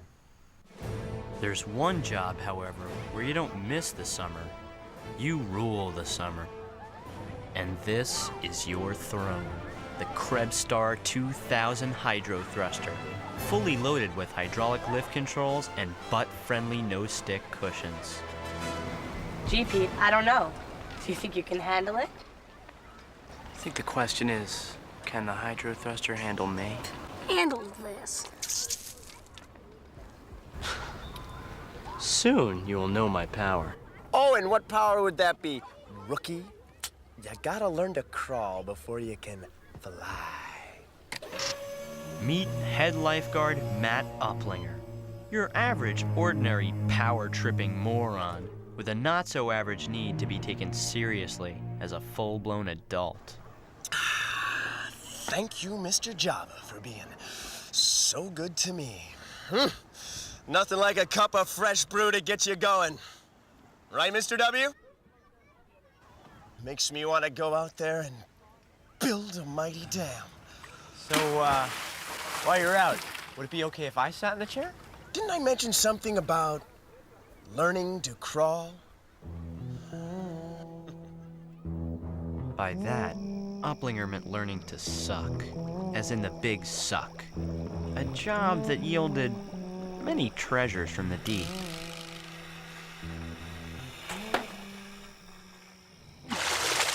Looking good, Rook. Starting tomorrow, there's something else in that water I'm gonna need you to deal with. No, Matt, not the... I'm afraid so. There's a dark side to the paradise of the pool. A yellow evil that lurks in the warm spots created by a mysterious pea terrorist known only as...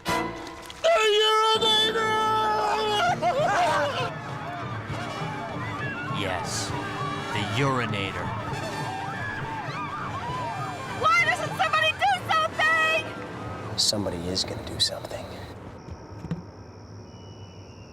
It's a chemical agent that reacts with human tinkle. When our twisted mastermind strikes, oh, and he will, bright green slick is gonna lead us right to him. So, until then, we just wait, right? Wrong. Of all the fantasies I had ever had about being a lifeguard, none of them involved searching for a madman with a bladder problem. But I had to find him if I ever wanted to sit on the throne of summer.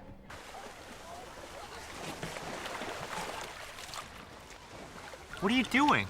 Monica Proing reporting for duty. You want to nail this punk? Put a Krebs Scout on your pea patrol.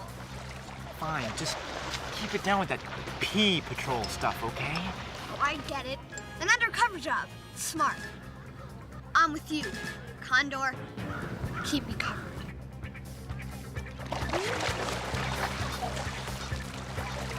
Hey, Pete. How's it going? This is your second day, right? Yeah, hey, Wendy, it's the second day. A lot of action. Just save the kid's life. Right, Ellen? He's so brave.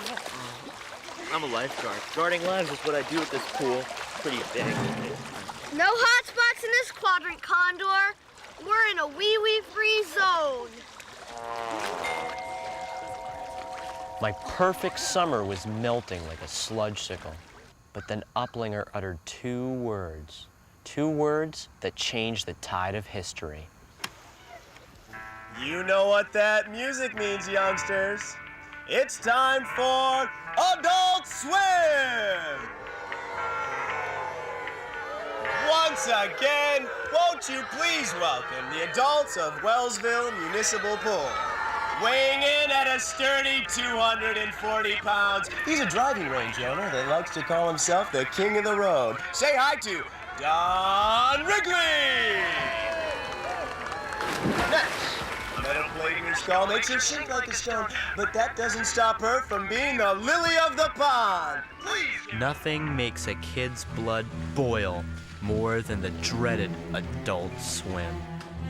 Ever since 1954, when the Supreme Court declared them constitutional, kids have been deprived of their inalienable right to do underwater handstands whenever they want to. Maybe you can stop me, butt-linger. Maybe you can stop Wade. The mesh is chafing me. But there's one kid you can't stop. Hey, everybody. Raise your hand if you like electric eels.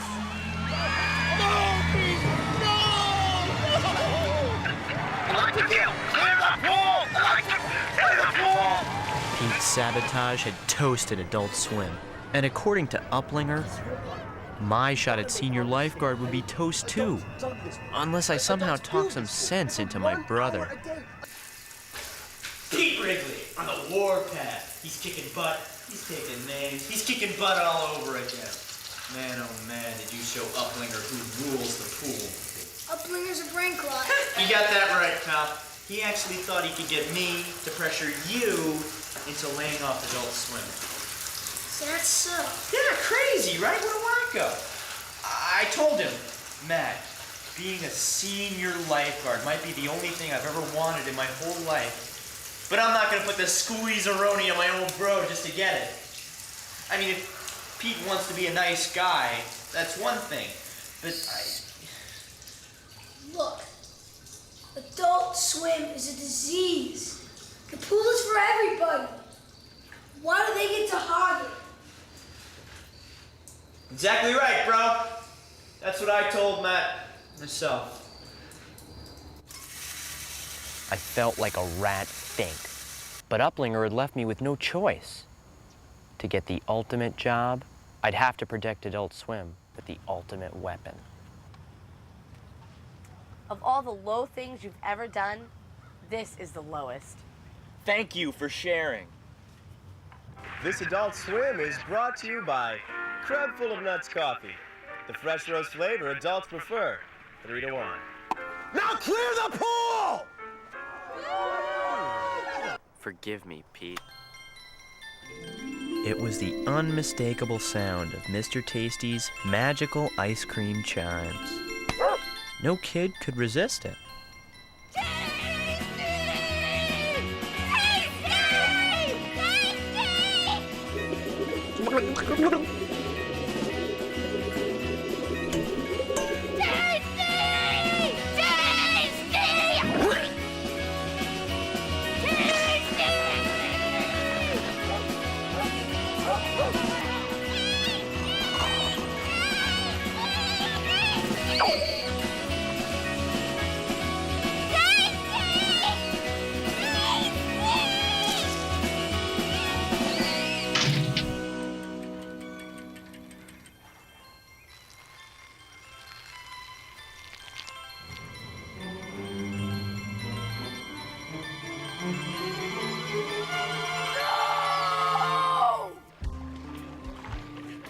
I'm impressed, rookie. What do you say you and me, we make a deal? You keep your brother away from Adult Swim for the rest of the week, and I'll crown you senior lifeguard. Finally, I'd be king. My throne would come the power, the glory, and the dog?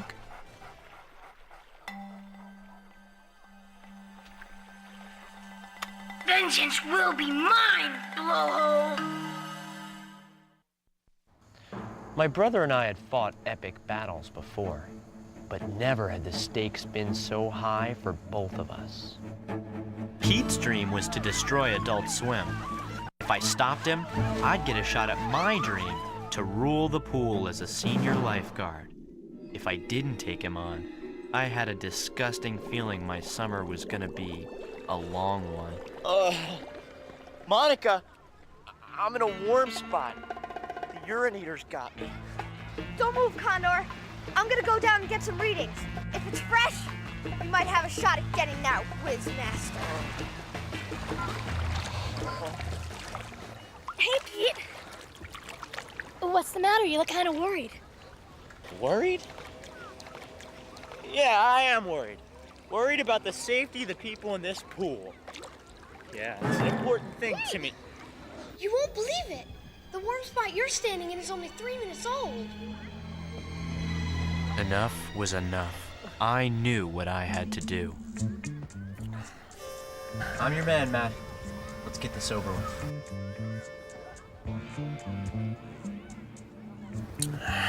You make the call, Rook. Now remember, you've got the power to dock. 3 docks, and it's goodnight, Irene. Your brother's banned from the pool for the entire summer.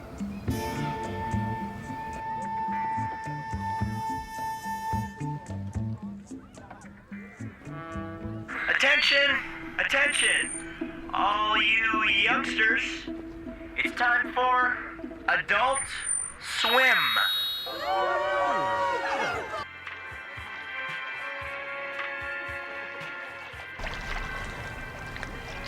He's out there, Owen. I can feel it. He's waiting to make his move. He's toying with me.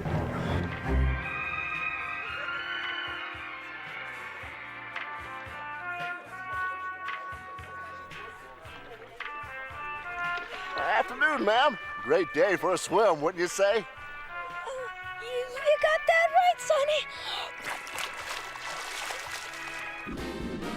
Infiltrating Adult Swim and then pulling the plug on the pool was a brilliant plan. But in the end, it was no match for the big suck.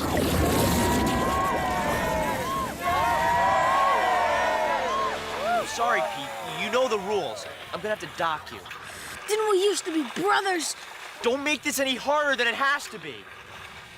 Think this is hard now? Just you wait.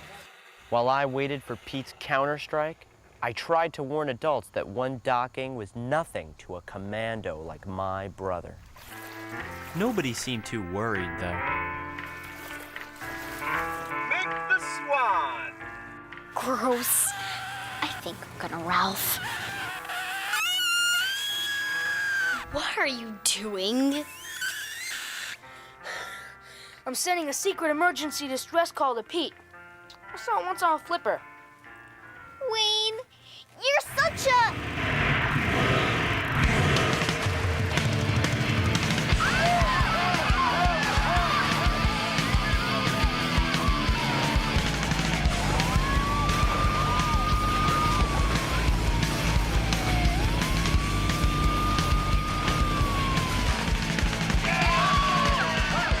You're docked, mister. That's 2.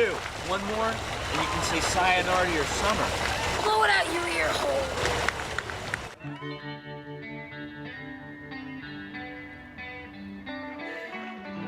Don't you think this has gone far enough? He is your brother.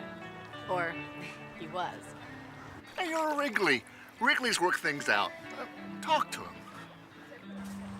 Pete, this whole thing is your fault, not mine. Did you guys hear something? Just the wind flapping. I think I heard a bee. This is so stupid. You could be swimming right now. Just get it through your head. Adults have rights too. Not to kick us out anytime they want. The whole world is theirs.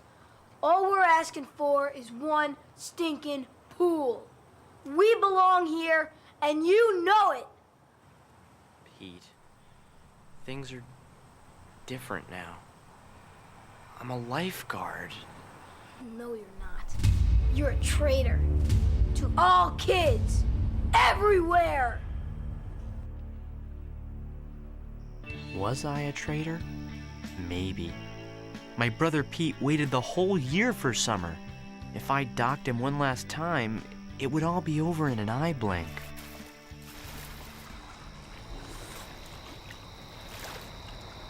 Lindy, what are you doing here? The pool's closed. I know. But I just love swimming at night. Oh, me too. The water seems more slippery. And it's so quiet. You can hear your heartbeat. I know. Hey, sweetheart. Thought you wanted to swim. We were just talking. Oh, I'm sorry, Puddin'. Till he proves himself tomorrow, all he's allowed to do is suck. Isn't that right, rookie? See you tomorrow, Pete. Yeah. See ya.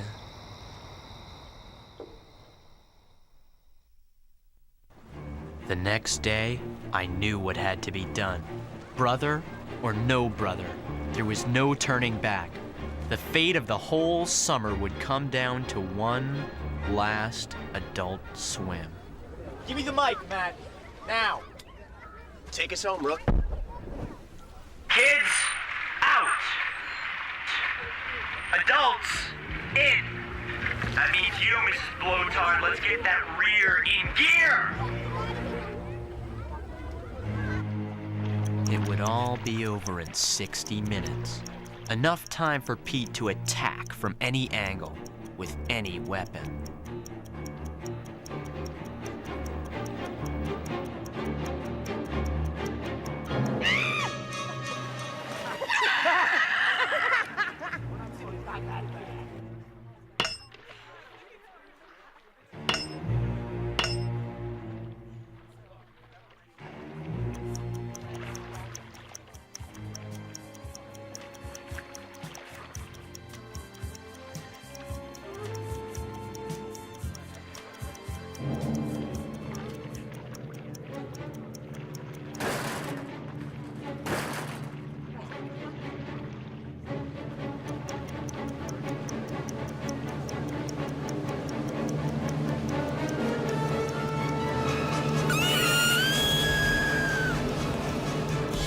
You did it, Rook.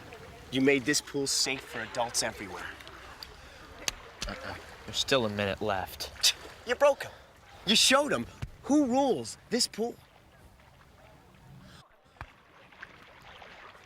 Take the throne, Mr. Senior Lifeguard. The hydro thruster?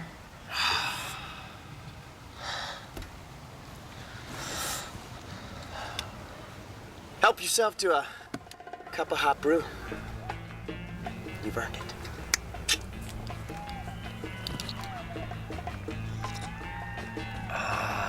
Thank you, Mr. Java.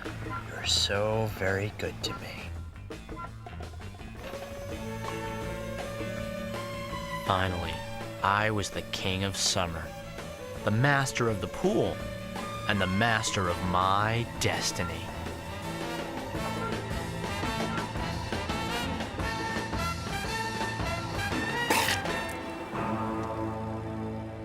Hail to the Pete! Pete!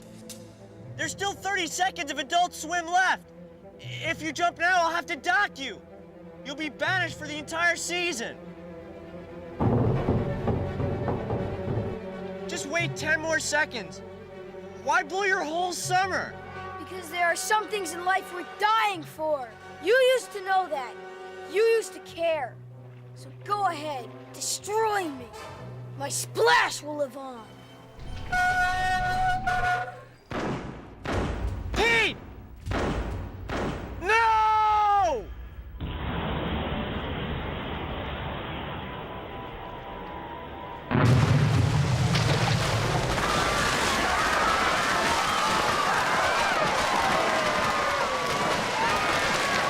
Senior Lifeguard, begin docking procedures now! Did you see that splash? Woo! 50 megatons, maybe even 100! You want to sit in that chair, Wrigley? You gotta pull the handle. Do it.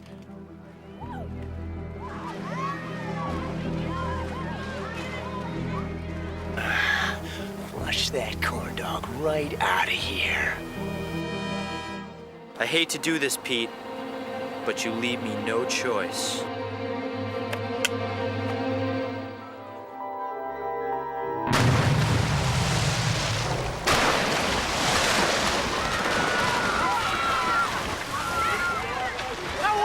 Total annihilation! You call that a splash? Let me show you the way we used to do it back in the Motor City.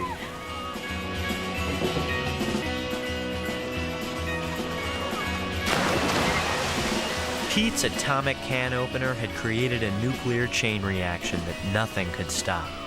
And as adults remembered how to be kids again, everyone forgot why they needed Adult Swims in the first place.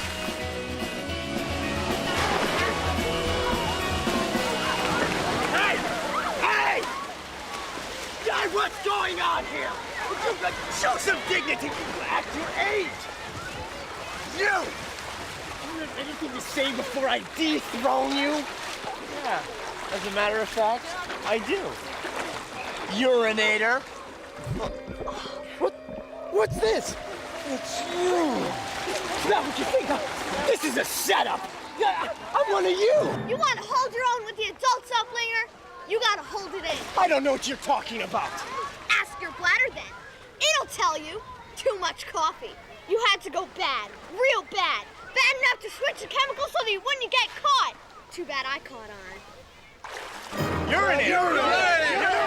And so, the evil urinator was destroyed. Adult Swim was officially dead.